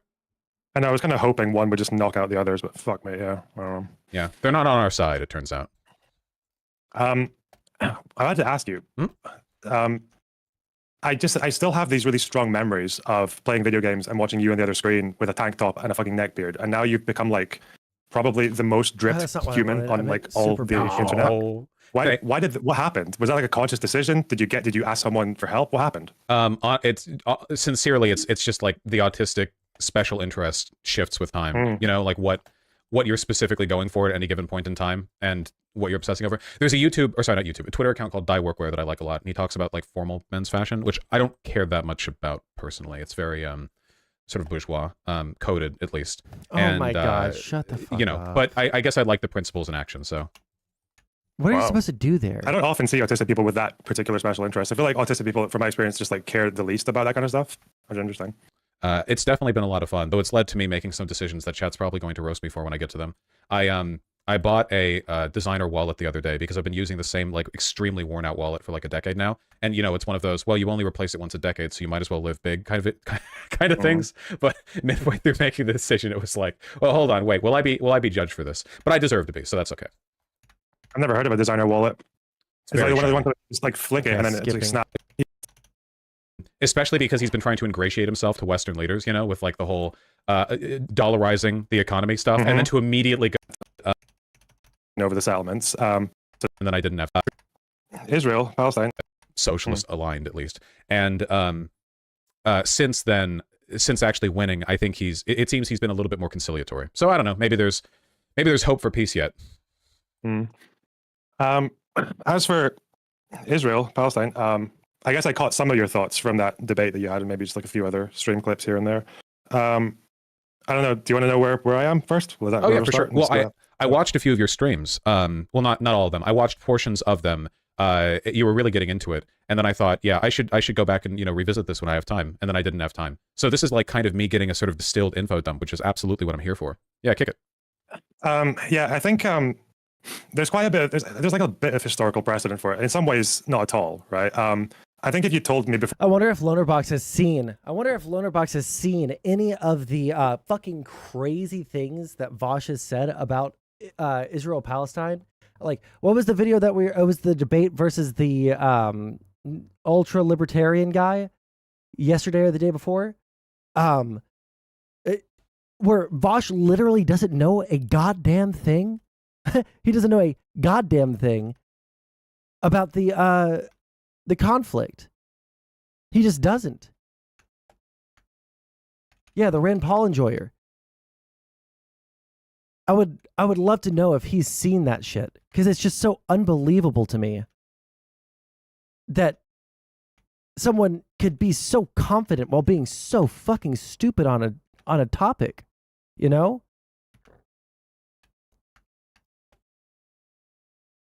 For October 7th that something was going to happen, I'd have been like, yeah, probably. We knew that the IDF were stretching themselves thin over the settlements. We knew that people in Gaza actually at one point were complaining about the lack of security down there. Like there were like just far less battalions in that area than they were ever supposed to be. We knew that IDF people weren't turning up for duty and all this kind of stuff, and they were struggling to get new recruits over the Supreme Court reform.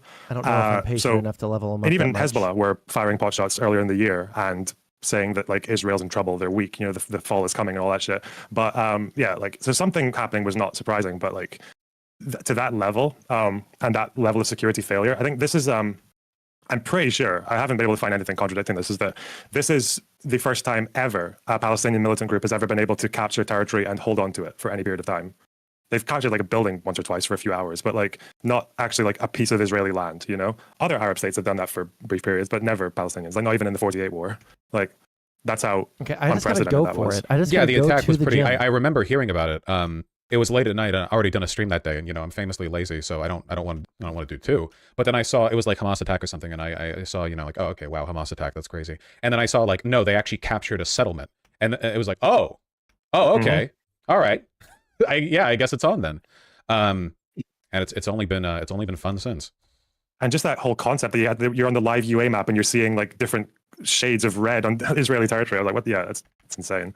But I think I think what's happening right now, I guess, with like the Israeli response is it's really reminiscent of Lebanon in 2006. Like, so that was a war where Hezbollah sent some raids into northern Israel. They killed like maybe 5 people and kidnapped 2 soldiers. And Israel's response to that was to invade the country with the goal of getting rid of Hezbollah forever, and to consolidate the Lebanese army and all that shit. So they gave themselves this mammoth of a task, went in, very quickly got slowed down by the tunnel network and by the fact that Hezbollah were actually very sophisticated at intercepting IDF communications and figuring out where they were, surprise attacks, booby traps, and then Israel gets very frustrated and just amps up their bombing campaigns. I think like 1 million Lebanese people were displaced. My grandmother had to flee the country at that point, and then basically, no, yeah, she's fine. She left again. Actually, she just left not too long ago for the States because again, like things are getting a bit uncertain over there right now. But yeah, no, she's lived through plenty of this, like 2 invasions by Israel, a civil war, fucking Assyrian occupation. Yeah. It's the capital of Lebanon. Is it Beirut? Am I thinking of the right place? Yeah, I learned there was a person based from there that I listened to Beirut.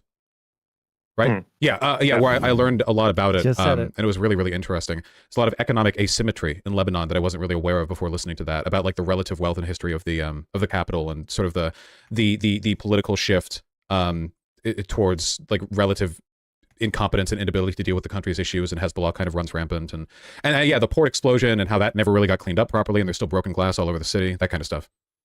Yeah, for the longest time, my grandmother's balcony door was just like it had just kind of bumped off its hinges and tilted sideways. So you just had this kind of hole in the wall with a door stuck in it that couldn't move. Yeah. And she was like quite far away from it as well. Yeah. Jesus. Yeah, Lebanon's it's probably the hardest country in the Middle East to learn anything about, just because there are so many different groups and they don't have like a very clear statistical majority. Like it's a third Christian, a third Sunni, a third Shia, and then a bunch of smaller groups as well, about 20 Jews. Yeah. But like that war in 2006, it was a really good example of just like Israeli failure. They gave themselves this basically impossible task to get rid of Hezbollah, found out that Hezbollah were far more sophisticated and stronger than they ever expected. And it basically resulted with a lot of people died, a lot of people got displaced, and a lot of Hezbollah infrastructure was destroyed. But the end of it was that the leader, Nasrallah, became more popular than ever, and Israel just had to give up and leave. And then after that, you suddenly started seeing like even Christians who didn't really like Hezbollah starting to say nice things about the guy who fought off the Israeli invaders. And then yeah, it was a failure. It was one of the biggest embarrassments for Israeli military ever. I was extremely surprised to learn about the competence of Hezbollah. I guess like prior to this conflict, I guess it always sort of mentally filed them under just insurgency group. The degree of organization, like that's something I only learned like 2 months ago. Before that, I just assumed they were on, well, not on like Hamas level or whatever, but you know, like any one of the like groups operating in Syria, just a group that didn't have much going on in terms of logistics. No, I think it was the biggest non-state military in the world. Yeah, they're much scarier than Hamas, and bigger and stronger. But I think the thing with that war was, and why it's kind of worrying about what it means for Israel now, is that Hamas are a lot weaker than Hezbollah. And I think what Israel, as soon as I saw Israel saying that we're going to get rid of Hamas, I'm like, okay, this is like, that was kind of when I felt like they're not going to stop until they feel like they've done it. And I don't even know if it's guaranteed they can get rid of Hamas. But yeah, okay, that's like the worst thing, is just that I don't even know how much international pressure could possibly convince Israel to stop, like outside of, I don't know. It seems like that's the really depressing part. It seems like Netanyahu's government is like 100% committed. Like they're not even engaging in the political niceties that you would expect them to engage in as a way of sort of delaying condemnation from the United States or trying to rope people in. Like there's not even much of a pretense besides these like really transparent IDF, like, hey, look at us holding these boxes labeled in English, you know, aid or whatever. It seems like they're not even trying, which makes me worry, because if they feel they don't have to try, that's probably because they're, you know, going for a different goal. Shit, I've already got it. Yeah, I saw you talking to Richard Haney about that yesterday. I think I was maybe going to suggest like a slightly different explanation for like why Israel does what they do, which is still condemnable. I think the way I think Israeli propaganda works, the way I understand it, is that it's not quite as simple as just like lying about everything. I think they do lie. They lied about like Shireen Abu Akleh's death, and like it turned out they definitely did it. So like that, yeah, they've lied about a lot of things, and they lied about the Nakba for like 40 years until they released the archives, but then I think a lot of their propaganda, at least like the main approach they take, is, do you know what hasbara means? No, I do not. It's just like the Hebrew word for explanation, more or less. Like the Israeli approach to propaganda is like this whole method that they have of basically saying, actually, yes, we are doing this thing, but here's why it's okay. That's kind of what the way that they approach it, which is why it's probably not so unusual for them to say things like, oh, we're not going for surgical, we're just going for damage. We're just going to like fuck shit up until Hamas is gone, right? Like, I think that seems to be something that they've done very consistently. That was way easier than I thought it was going to be. Fuck, I'm so scared of every trainer in here. When it comes to like, with the way that their military methods go, is like in law, when you're doing military decisions, the idea is that you have to measure civilian deaths and collateral damage versus military advantage, right? So you have to somehow figure out a way that you can measure how many lives or how many civilian lives are worth this particular military goal, like destroying a tunnel or a weapon stockpile or a communication center or a commander or something like that. And I was reading about just historically different countries and how they do that. It seems to be that more recently, Western powers adopted this thing called a non-combatant casualty cutoff value, like an NCV, which was that for whatever attack they were doing, like a particular strike, they had a maximum number of collateral deaths. So, but depending on the goal, it would change, right? So I think for like bin Laden, an example would be like 30 civilians is worth killing bin Laden in a strike, right? Or a commander, like 15. And then for some objectives, it was like none, as in we're not going to do this if it means a civilian will die. And this was kind of like an approach that was used by coalition forces in the war against ISIS. And then there were also, it was kind of disclosed that America had like a slightly higher acceptance for civilian deaths than Europe. But the numbers that I read about coming from that war was like 14, 15, 5, 20, 30. Whereas when you see what Israel does with, for example, the Jabalia camp, is that you've got like hundreds of people in this area. And one guy. Hit by a JDAM. Yeah, like one guy, like a tunnel, maybe underneath, maybe a few tunnels, like, but yeah, it's like their level of acceptance for civilian death is so much higher. Like they're just and they don't even seem all that shy about it. Like I think I just read this morning that it's more or less, I think I don't know if it's confirmed, but I think it's quite clear that they're using this like new AI model to generate targets. To the point that now it's like they have this AI model that is generating like 100 targets a day. And it's assessing. To see if this is just Loderbox 40s. lecturing the problem about as bad, if not worse, than what we're seeing the bad members of Netanyahu's cabinet trend towards now. It's really just a matter of like being able to actually put it into action as opposed to it just being ass mad Iranian-backed militias who are don't like American presence in the region. Yeah, and it's ultimately as well is the difference between like the far right of the government and then that sentiment communicating down to the IDF, who are quite a different entity. If you look at like even with Israel, with Israelis, they have like their trust for Netanyahu is like what 10-20%, but their trust for the IDF is like 80. So these are different bodies. And it's also, I guess, like Israel does still recognize that they need the rest of the world to be somewhat okay with them, right? Which is probably why you see like every time you see like an IDF person on Twitter, right, doing these videos, they just look so wired, right? Like they just look like so desperate to get the world to understand what they're doing, to the point where I saw a guy showing people like a bag, like a grab bag, a Hamas grab bag, but it was opened and he had the weapons laid out on the table, and he was like, we had to open this because there was like a bomb check. Okay, hold on. So okay, I don't know who to send out first. Vosh nodding as if he knows what loners talk about. I know. Okay. I don't know who to send out first, because if I send out Sasuke, he's going to get fucking destroyed by Psybeam, I think. Right? So that makes me want to send out someone like Slambo. But if I send out Slambo, then he's going to send out Vigoroth next. Not bad, right? I can probably deal with him. But then we get Linoon, and I don't think I can get Slambo out there for 2 Pokemon in a row, because these guys are going, like, they're just really good at they're really good at beating the shit out of you. They have really high attack stats.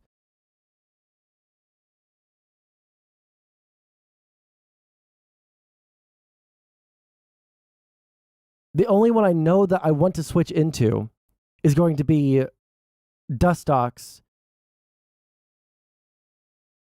into Slacking.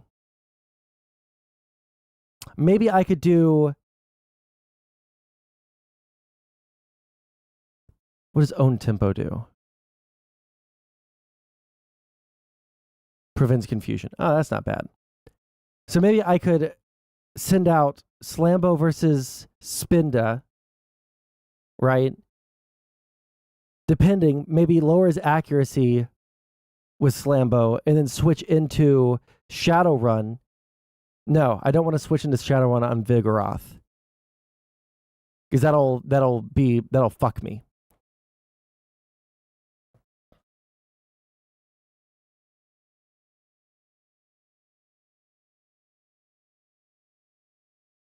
What does Vital Spirit do? Prevents sleep. Got it.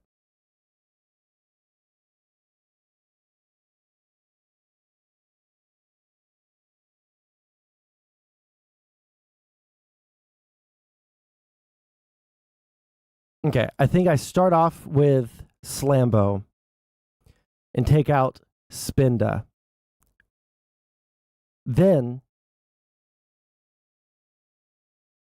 I can use Mudslap to lower his accuracy for a couple of seconds until I need to switch him, assuming that I don't have to switch Slambo out immediately. Maybe I'm overthinking it. I overthink every single gym battle, but this time the level matchups and the type matchups are just way more difficult. Slacking I can take care of.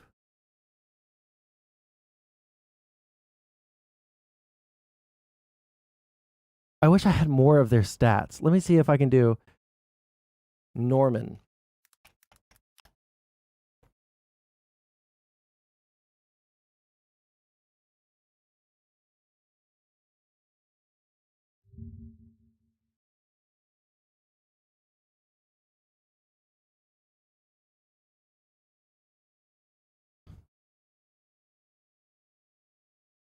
No, this is less information.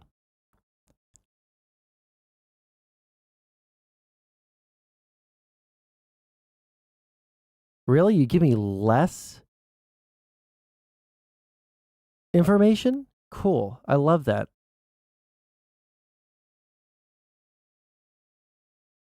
Okay, I guess we're just gonna keep on listening. Okay. I'm so scared this is gonna end my run. Where is it? So hey, don't give me any of this shit, you guys, about us planting it there. Yeah. Bro, are you like the official are you of the going back to hospital. the base and like check and reading the replies on your fucking Twitter account in the middle of Gaza? Like shit. Literally, these guys are like social media managers. First, he was literally like, "All right, I see you guys. You're always getting me. I'm pre-opening these bags. Hey guys, I didn't pre-watch this video. I promise. I swear. Okay. No, like actually, I've never seen a military effort be so PR conscious and so bad at it at the same time. It's fucking crazy. Yeah, I think stuff like that I feel trends towards sincerity to an extent, because that is a key distinction between the way the IDF officers act and the way, say, like Russian officers have been acting. I do think there are a lot of comparisons that you can draw in terms of sort of willful misinformation, but the one thing that I do consistently get from IDF and Israel advocates and stuff like that, I guess people who I would otherwise argue with pretty severely, is sincerity. A lot of them, I think, even if they're saying stuff that they know in some cases isn't really true, are like they do believe in something underlying, which I guess in their case would be like Zionism, like defense of the Jewish state. Whereas with Russia, there was this much more nihilistic, like a lack of concern, even for to the extent to which anything they were saying even was truthful. I guess I get the sense that they care more, which kind of tracks with what you said, the idea of like own up to something but make up the justifications as opposed to lying about it outright. Like Israel could say that only like 1,000 Palestinians have died. I don't think people would believe them, but they could, But instead they'll say like, no, yeah, it's been like 15,000, but half of them were Hamas, which is a very different style of self-justification, I feel. Yeah, I don't even know. I think the last video I saw, the guy talking about Hamas deaths was like, I think the 1,500 that they gave initially made sense because there was like 3,000 fires went into Israel, and like I think like half of them died there. But since then they're just saying like thousands. But that can mean 2,000, can mean 8,000, 5,000. I don't know. But I guess we'll never know because the Gazan Health Ministry doesn't tell you when a soldier died. They'll tell you they'll tell you when a military like a commander dies, like a high profile person. But yeah, it genuinely, it's so fucked, like, to tell, Ukraine has always been pretty straightforward. Like, the defense ministry gives updates on, like, Russian equipment lost, and they're definitely underselling their own deaths, but I think most people agree they're in the ballpark, at least. Like, they're being optimistic. Whereas, like, I have no fucking clue what's going on in the Gaza Strip. There's been a surprising lack of video footage, because they've been trying to keep it quiet, so there haven't been as many videos of, like, pitched street battles between Hamas insurgents and IDF forces as I would have expected to see. And I don't know how much of that is because it's not happening that much, or if it's because it's not that dramatic because they'll just airstrike an area into dust and then like cover it. It's really difficult to say. I'm inclined to distrust any numbers Israel provides. But in terms of Hamas deaths, I don't know. Most of them probably fled south, right? Like, that would be the sensible thing to do. You leave some guys up north to make occupation a living hell, but then you set up like the real bulwark in the south where the IDF said to go to because you have more time to prepare. Yeah, they I'd imagine a lot of them did.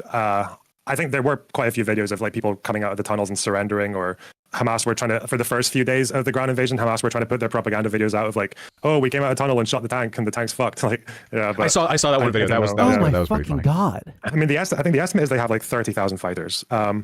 But I guess if you're Israel, I don't see why. 30,000 seems like so much. Would that be all like direct combatants, or could that include, I guess, the Hamas logistics network? You know, just people who do like running or comms or whatever, or would that literally be like 30,000 guns?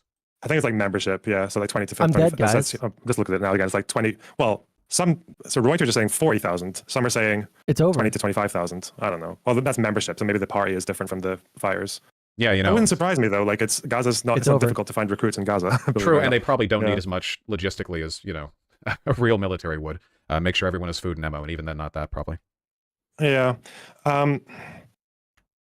I wonder. I'm trying to think of a few things that I maybe had like some disagreements with or contentions. I guess they're more fucking entertaining for the audience or whatever. Yeah, I saw some of your bit. I think I had to do a bunch of reading afterwards because I felt like I undersold it a lot when I was arguing with that dipshit. Because you always have to simplify a bit, right? But I think I just simplified. Libertarian. Yeah, that fucking guy. I think I just simplified wrong. So it's being able to simplify and be concise while also being correct is pretty important. So I looked up some stuff on like Oslo and the peace accords, and it's only like a fraction of what you've gone over on your stream. So I know there's a lot more complexity to it.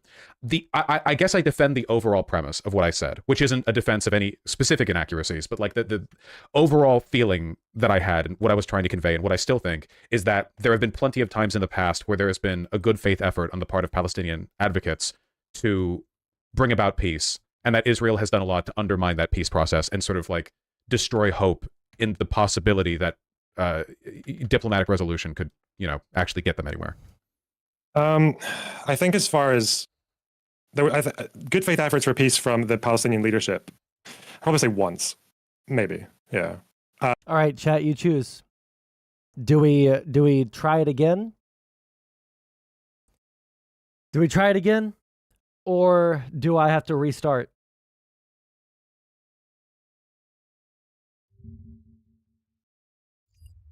I'll look at this tweet while you guys decide.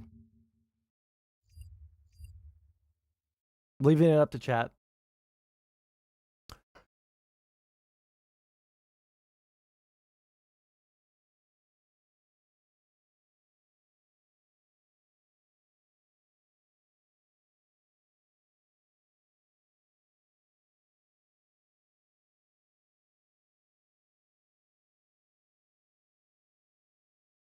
Oh.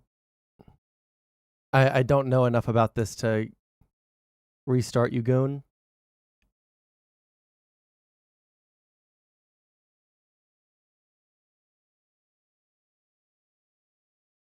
One second. Says there's no one. It says we only have one person.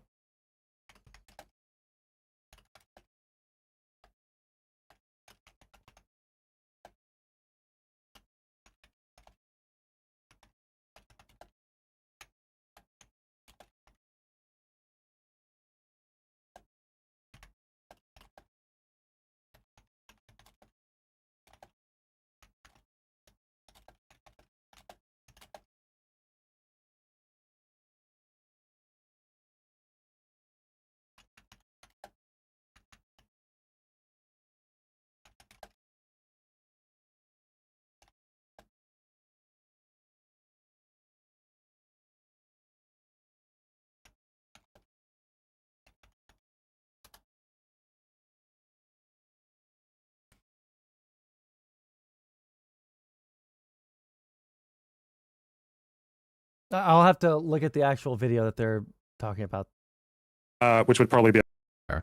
Is Vosh ever like? Also got all those like the anti-BDS laws. I think it's like 27 states where you can't organize a boycott against Israel. Yeah, which sure it was lunchtime. So it was. Well, to be fair, under the skin of everyone, I do it too, which is everyone. Yeah, obviously in terms of like by any like okay, that's it. Not much going on Not inside. much Yeah, well, going it's going to on be covered there. with.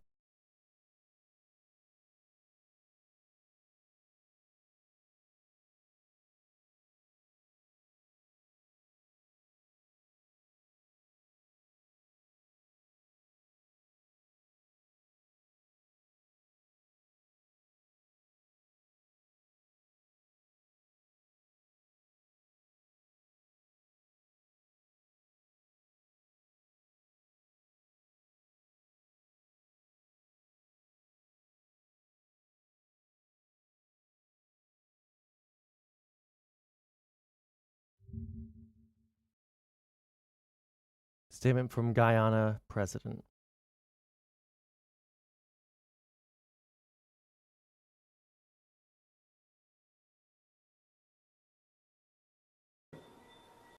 Guyanese, I address you on an unsettling development in relation to the unlawful claim by Venezuela to Guyana's Essequibo region, which constitutes more than 2/3 of Guyana's national territory. Tonight, President Maduro announced several measures which his government intends to take in enforcing the outcome of the referendum held on December 3rd, 2023. As I made clear from the date the referendum was first announced, this is a direct threat to Guyana's territorial integrity, sovereignty, and political independence, and in violation of fundamental principles of international law enshrined in the UN and OAS charters. The measures announced are in blatant disregard of the order given by the International Court of Justice on December 1st, 2023. Guyana views this as an imminent threat to its territorial integrity and will intensify precautionary measures to safeguard its territory. I have tonight spoken to the Secretary General of the United Nations and several leaders, alerting them of these dangerous developments and the desperate actions of President Maduro that fly in the face of international law and constitute a grave threat to international peace and security. Also, we'll listen to this. I'm going to give it one more shot. If I fail a second time, we restart the run. Guyana will tomorrow bring this matter to the United Nations Security Council for appropriate action to be taken by that body. Further, we've engaged CARICOM, the OAS, the Commonwealth, and many of our bilateral partners, including that spin the is United way States stronger of than I America, thought it was going to be. Brazil, the United Kingdom, and France. The Guyana Defense Force is on full alert and has engaged its military counterparts, including the U.S. Southern Command. By defying the court, Venezuela has rejected international law, the rule of law generally, fundamental justice and morality, and the preservation of international peace and security. They have literally declared themselves an outlaw nation. Nothing they do, however, will stop Guyana from proceeding with a case in the ICJ, or stop the ICJ from ultimately issuing its final judgment on the merits of the case. We will not allow our territory to be violated, nor the development of our country to be stymied by this desperate threat. In addition to this statement, I wish to respond to two questions. One from Stabrook News, which states, and I will read the question, will the Guyana government report President Maduro's announcement this evening to the United Nations Security Council? Venezuela is not some military might, let's be real. I mean, they're more of a military might than Guyana, right? And on top of that, on top of the fact that they have, something on Guyana, just numbers of people, Guyana doesn't have a military might to fight against, there's no guarantee that the French or, the French or the Americans or the British are going to come to their defense with boots on the ground.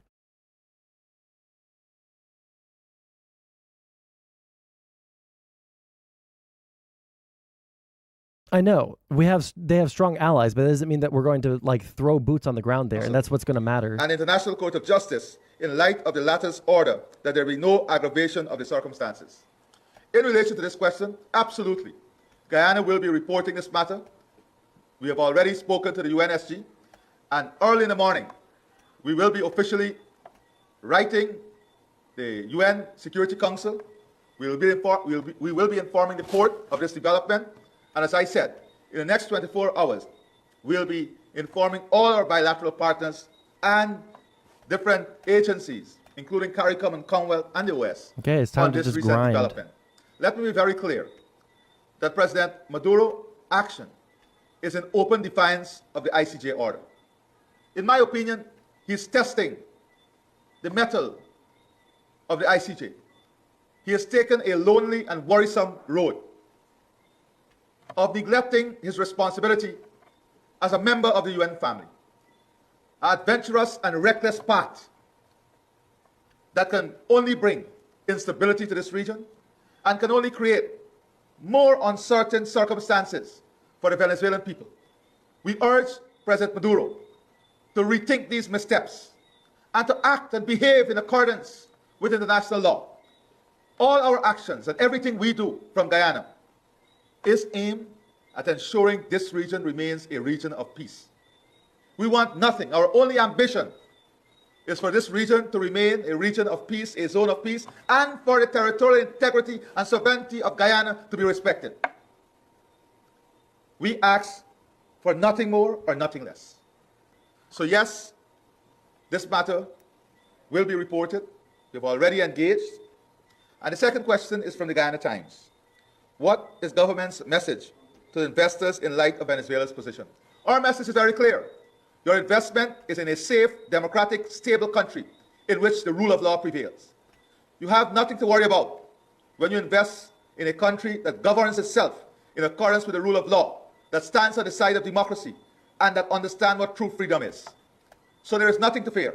Our international partners and international community are ready to support us. They've assured us of their support. And all we want is for these missteps to be corrected by President Maduro, and for Venezuela and the government of Venezuela to commit itself to peace and to act in a manner that is befitting of a member of the United Nations family. To my fellow Guyanese, we are here to ensure the safety of this country, the territorial integrity of this country, the sovereignty of this country, and to protect every citizen. Tonight, I wanted to bring every Guyanese together to advise you on the steps your government is taking in relation to this latest, in relation to the latest actions by Venezuela and these grave missteps by President Maduro. I thank you and God bless you.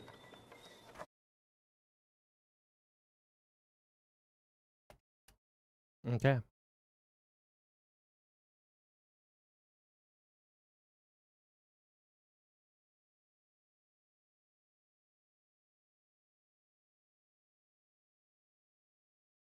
Hold on. Okay. Because the problem, Xerxes, is you're long-winded, so I want Prime to get in his question before. So Prime, make your question concise, and then we'll. Very quick question. Yeah. So it's just. So I guess I'll just open this up by asking each of the council here, to just give me in their opening statement, your biggest problem with women. Okay, and we're gonna start with Ali. Go ahead, hit us. My biggest problem would have to be the lack of self-awareness that women walk through every single. They're the definition of ignorance is bliss, and they just get to trollop around. And honestly, maybe the problem is that I'm a little jealous of that. But it's just the lack of awareness, man. That I'm just gonna lead with that, and we'll let the others go and see where the conversation goes then. Okay. Well, thanks for being here, and yeah, that is definitely an issue. Counterpoints. Give us your take. Yeah, I would say my biggest beef with women is a total lack of standards in dating and hookup culture, and then way too high of standards in a relationship or partnership. So what I mean by that, I'll just try to explain really quickly, is that women will not vet partners. They'll go out on dates with dirt bags. They'll fucking, hook up with random shit bags, et cetera, et cetera. They'll get shocked when they get burned. Panel. They'll get shocked when people are manipulative or assholes or whatever. They'll just totally ignore everything, and they'll just go off of vibes. And it turns out that vibes is like a horrible way to judge character. And then in a relationship, the standards just become, insanely high, where it's like, you always got to be on your game. You always got to be handling your shit. You always got to be taking care of everything, et cetera, et cetera. And then if you have a bad day and you freak the fuck out, which does happen as a dude every now and then it's just like, oh, well, women can basically be as emotional and fucked up as they want. But if you freak out as a dude, then they'll give you a bunch of shit for it. And it's like, hey, listen, I have a man period every now and then as well. So let me have my time in the month. Jesus Christ. Man period. Well, with that wonderful Are they incapable image in of my making head, their point without sounding like the biggest incel of all time? Like, it's not a unreasonable point to say, yeah, men sometimes freak out because of XYZ reason, right? It doesn't if obviously there's a difference in the literal strength between men and women, but we should be able to recognize that men can have a bad day and they shouldn't be, crucified for that. I want to see what's up here. Oh, cool. Fighting bro.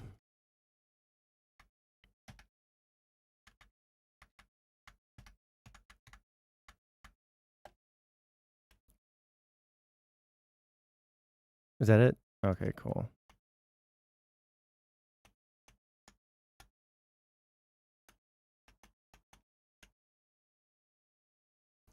The GTA Tim Pools. Well, I'm gonna have to end stream pretty soon, so we're just listening to the incel panel for a minute. Prime. Biggest problem with women. Go. Well, first, thanks for inviting me, and shout out to all the people here. Nice to meet my friend Connor, Ali, and nice to meet you, Smith and Zers. But I guess my problem is that women are too beautiful. I think they are these wonderful creatures that have blessed our lives. But why? Do we indeed deserve them? I think that's the question at hand. I don't know. It's as an individual who, has had. I wouldn't say he's not an individual. As men, we have mixed interactions with women. I think the biggest thing is just that our perspectives tend to be so skewed, and this exists on both sides. Is that we don't realize that the people on the other side of the sex divide The sex have our own divide. struggles, right? And we're all blind to them. And so I think women are can sometimes be blind to the fact that men need to be vulnerable at some periods. That you may have a fantasy or whatever of a strong, wanting a strong No, protector. I asked the Discord, right? and they Even said that I protector needs should to get have points in time where he has his guard down. see if I can And get past that Norman. may And if I not look can't, pretty. on That my may not second attempt, then I'm done. be an Instagram worthy moment, right? It may not look the way it does in a movie, where a steel tear goes down the man's eye, right? And the woman, through her love, is able to heal him of whatever it is. And sometimes we're dealing with a deep trauma as well. It's incumbent on us to express that trauma in a non-destructive way, but still, that level of understanding. I feel like when women see that, right, actually see what it looks like in real life, even if it's not coming out in a very destructive manner, I think they get turned off because this is not what they thought it was going to look like. So I'll leave it there. No, that's a good opening statement. Yes, women not allowing men to be vulnerable. I agree. They are the problem. Smith, go ahead. What do you think? All right. First, I want to say my girlfriend was in my chat, and as soon as Prime said women are too beautiful, she said, "Aw," and then she's like, waited a couple seconds. She's like, "But also, don't be a fucking suck up." So True.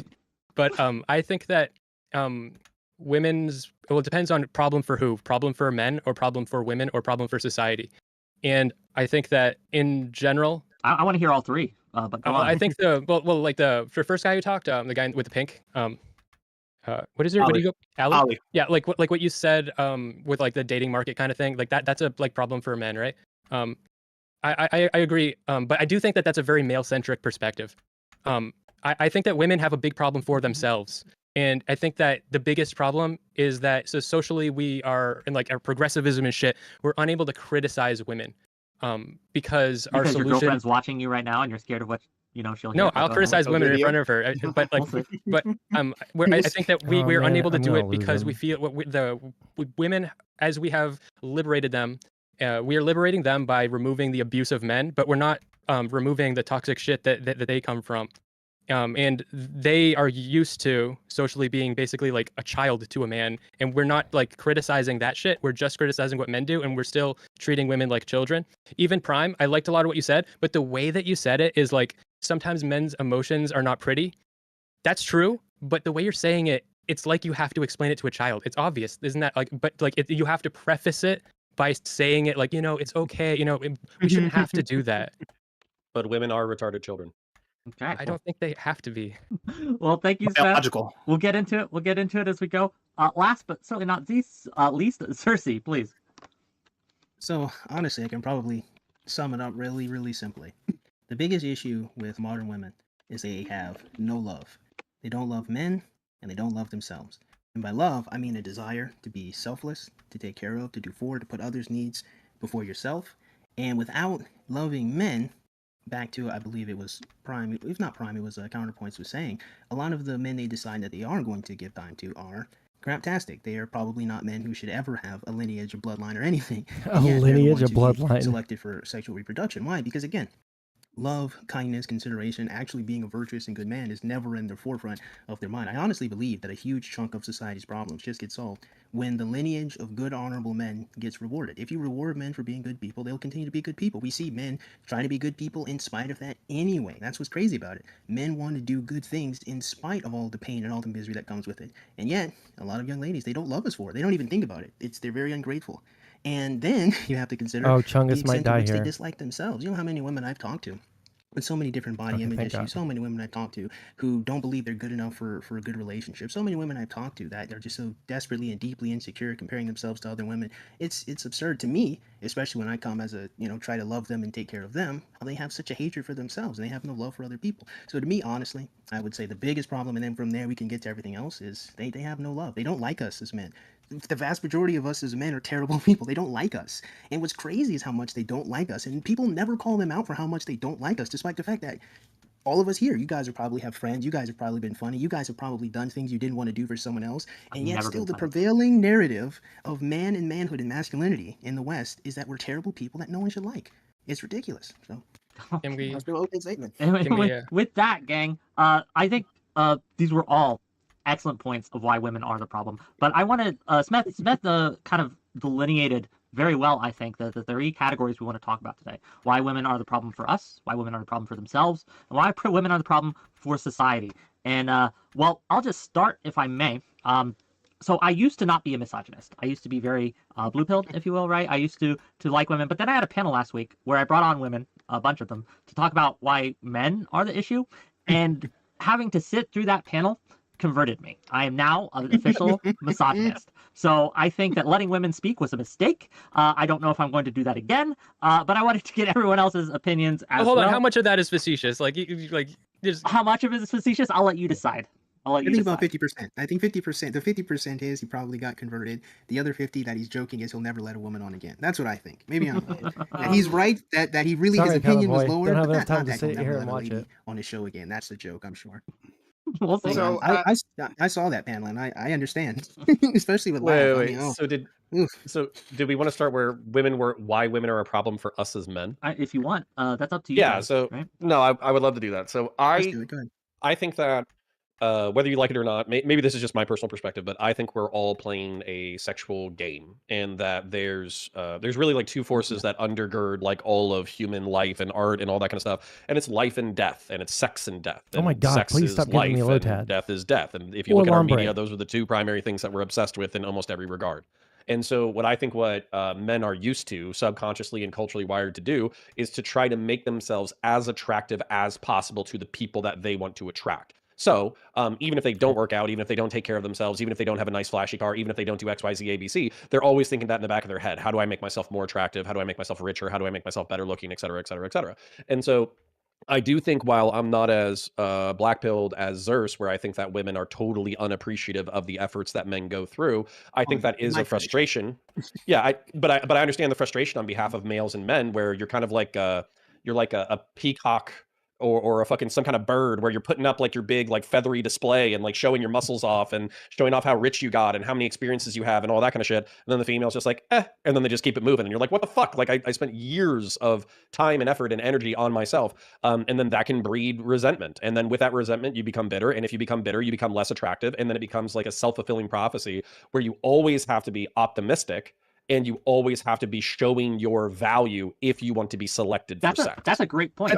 I want to give it to Prime, then I want to give it to Ali, and then I want to give it to Xerxes. Go ahead. Yeah, so I'm not gonna necessarily follow that thread.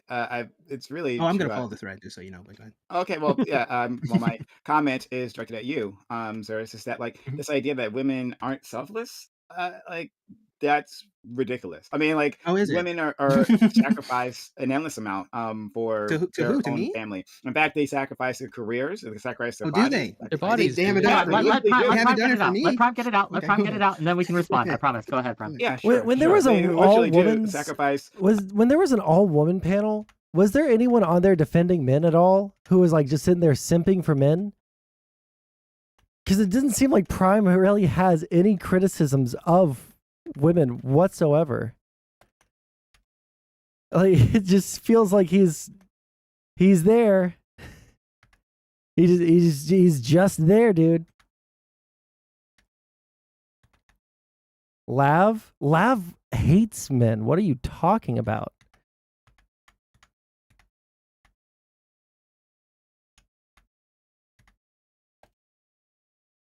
Okay, who's gonna win this? I'm just listening. I don't have too much to say because I'm gonna have to end in about 5 minutes. their bodies to have a child, they are subjected to a whole list of health complications. Where's And my child? No offense. and in that child raising, oftentimes due to circumstances or because that's the plan, they have to sacrifice their careers, the education they worked up towards gets wasted, I guess, because they become homemakers, and that's just like one aspect. If you see it as a waste. It's Oh, so good. Oh, weird. heavens. I They mean, have to stay home and raise the hold on. children that they This is have. if you are planning to continue on your career, right, and then that is derailed, then that might be considered as a waste. I don't know. You put a lot of time in, and then you don't get to actually execute that plan. This is considering it was a decision that they made, right? So here's what's funny about that. A decision that who made though? They made together. So the couple made together. funniest thing, Let's let there's First respond to me. Ali has a great point, but number one, let me just, if I can go from back to front, right? One of the most interesting things about a lot of women in the career paths that they choose is that they don't really go into that career path in order to have a long career. They go there to find a man who is going to make a large amount of money so they can opt out. That's one of the most consistent things, unfortunately. Yes, they are. That was how a lot of college gets sold to people in general, particularly women. You go up there, you network, you go into a high-paying career. A lot of lawyers, a lot of women who are lawyers, guess what? They find other male lawyers, then they just opt out the career. Same thing with doctors. A lot of nurses do the same thing with doctors. Now, of course, do I have a full statistic of every single woman? Unfortunately, I don't. But that is a consistent thing that they do. Now, here's the thing. I do not think that for a moment we should sit here and pretend that a woman having the ability to opt out of working is a slight against them. That is the most nonsensical thing in the world to me. That is so dismissive. Oh, it's not dismissive at all, because raising children is an amazing and wonderful thing. And I'm not going to sit here for a moment it is. and pretend. I'm not going to sit here for a moment and pretend interject. that I'm supposed to, at any point in time, feel bad that a woman no longer has to work with management, no longer has to work with metrics, no longer has to work with clients she doesn't like. Also, she can raise the human being she cloned and she made, that she has full control over, that she can talk to, that she can hang out with, that she can influence. That is a slight against her. I'm not going to. I need to pause the conversation and interject something before we move on, because it's wildly important and it just happened in front of your eyes just now. I don't know if y'all saw me open a vegetable pouch in front of the camera just now. My wife, my dear and loving wife, who I will remain with until I die, she walked in order to have me open the vegetable and meat pouch. But you better fucking believe that if I get a little bit too lippy tonight, she's going to tell me to go fuck myself. Like, even though she can't open up a fucking vegetable pouch, okay? So it's, hey, here, what? It's a women's panel. $5 just real quick, because I and you hear that? She's silencing me while I'm talking about it. You see what I'm saying? So on one hand, I need help with the vegetable pouch. On the other hand, shut the fuck up. You were just here, and because let's talk about body sacrifice for a moment after I read the super chat. $5 from Pescal Johnson. I want a woman who will tell the waitress for me that I wanted ketchup instead of barbecue sauce with my chicken nuggets. Well, thank you for the $5. Because we talk about the sacrifice that women make with their bodies when it comes to childbirth, and that's fair. But men destroy their bodies for their families. They put their bodies literally in the line of fire to die. Right? And to Prime's point, I've asked a bunch of women, are they willing? Like, listen, if you want to keep your career and you want to work and you want to wake up every day at 8 in the morning and get good at job, listen, I will support you. Do I get to be at home? No. I'm a bitch. I'm a bitch. I'm a woman. I'm not a man. I'm not a provider. I'm not an anything. So the idea that women give up their careers and they wasted all this time, it's like, no, this is something that is, this is a teamwork. This is part of the team that when you're getting fucking argument. Like, I wish that. Yeah, some people, if it is the fact that one side gets to have way more, they have way more money coming from their job, the other partner is usually probably fine. Actually, I can't say usually probably fine. They ought. Oh shit.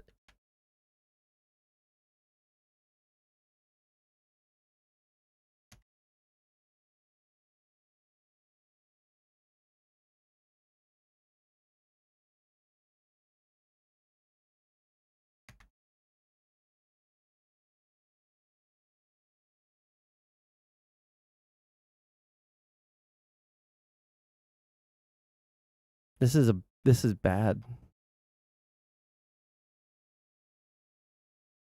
This is really bad. I didn't mean to fight this guy.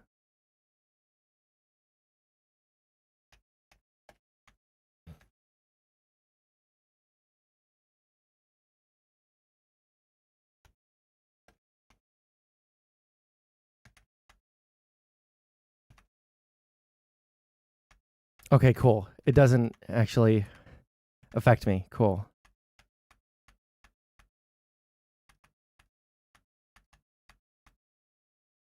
Whew. Jesus Christ. The end of the first run. Well, I was given permission to do one last attempt on Norman, and if I fail the second attempt on Norman, then I'm donezo. So into a relationship, and the problem is that, to Connor's point, is that nowadays everything women do, they claim they do it for themselves. I'm doing it for me. I'm doing it for me. I'm doing it for me. And it's like guys aren't doing things for them. Like to Connor's point, everything generally that we're doing is in order to attract the person that we're looking to attract. And it seems that everything that girls are doing are literally just to make themselves feel better. So like, excuse me if I don't care that women are giving up their careers to like when they wouldn't give a guy the option. So give them the option. You don't have to give up your career. Yeah. So like I can't. So I quickly see what this conversation is, and I thought this would be more satirical, but it is. Okay, here we are. Here we are. So I'm gonna hold on, excuse me. So I'm gonna defend women on the all men panel. One of the issues here is that there is a group of women doing X. And that is a true thing, right? And then for the purposes of this conversation, and because to push a political agenda, that group of women becomes all women, right? And so that we can just make these broad generalizations. Yes, there are women who are hypergamous. Yes, who are those who go to college specifically to find a husband, right? In fact, that whole sorority thing in Alabama, right? Like that whole thing is about like women looking for quote unquote high value men. That is true. What's also true is that plenty of women go to college. They are looking to start some sort of or get into a field like the STEM field or start a business or whatever, right? They accomplish getting that degree. They work hard to make those things happen. But then they get pregnant and that derails them. Oh, how? How did they get pregnant? Can I explain that? Can I go into that? So a ghost appeared to them? Do you understand that? Sorry, what'd you say, Ali? I didn't hear. I said miraculous births. I'm saying miraculous births. Yeah, like, I can understand. No one's saying that the woman wasn't involved. I'm saying that when it comes to deciding who is going to have to sacrifice what, right? Because there's going to be sacrifice on both sides, assuming the couple stays together. Absolutely, right? We can recognize this, but the types of sacrifices they make are different from the types of sacrifices that men make. It's that simple. It really is. But that doesn't mean that men make.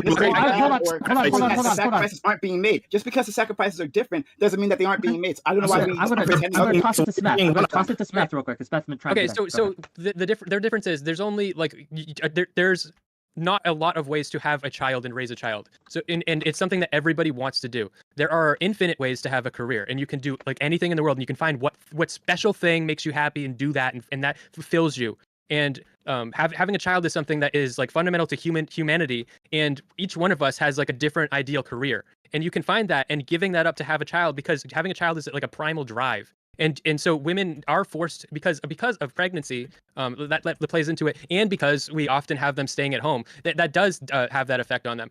Yes, it is easier to compare like taking care of your own child to working in a daycare taking care of 90 children. You would way rather be taking care of your own child, but still, women do have to derail their lives to do that. Yeah. Hold on. I want to split the difference between the two because I feel like you guys are talking past each other a little bit. So I'm more on Ali and Xerxes' side that like this is just the way that it is, that generally speaking, I think most people would prefer to spend time with their children, that men also make a lot of sacrifices, et cetera, et cetera. But the reason why I'm still sympathetic to Prime and to Smith is that if I've had to play dad for a few days while my wife had to go take care of business or whatever, and by the end of the day, I'm fucking tapped out. Reason being is because it's not as annoying as dealing with customers. I'll grant you that. It's not as annoying as working your 9 to 5. I'll grant you that. All right, folks. I need to end stream. Is there? I guess we could raid you guys into this. I'm raiding into Destiny. All right. Love you guys. I'll catch you guys next time. All right.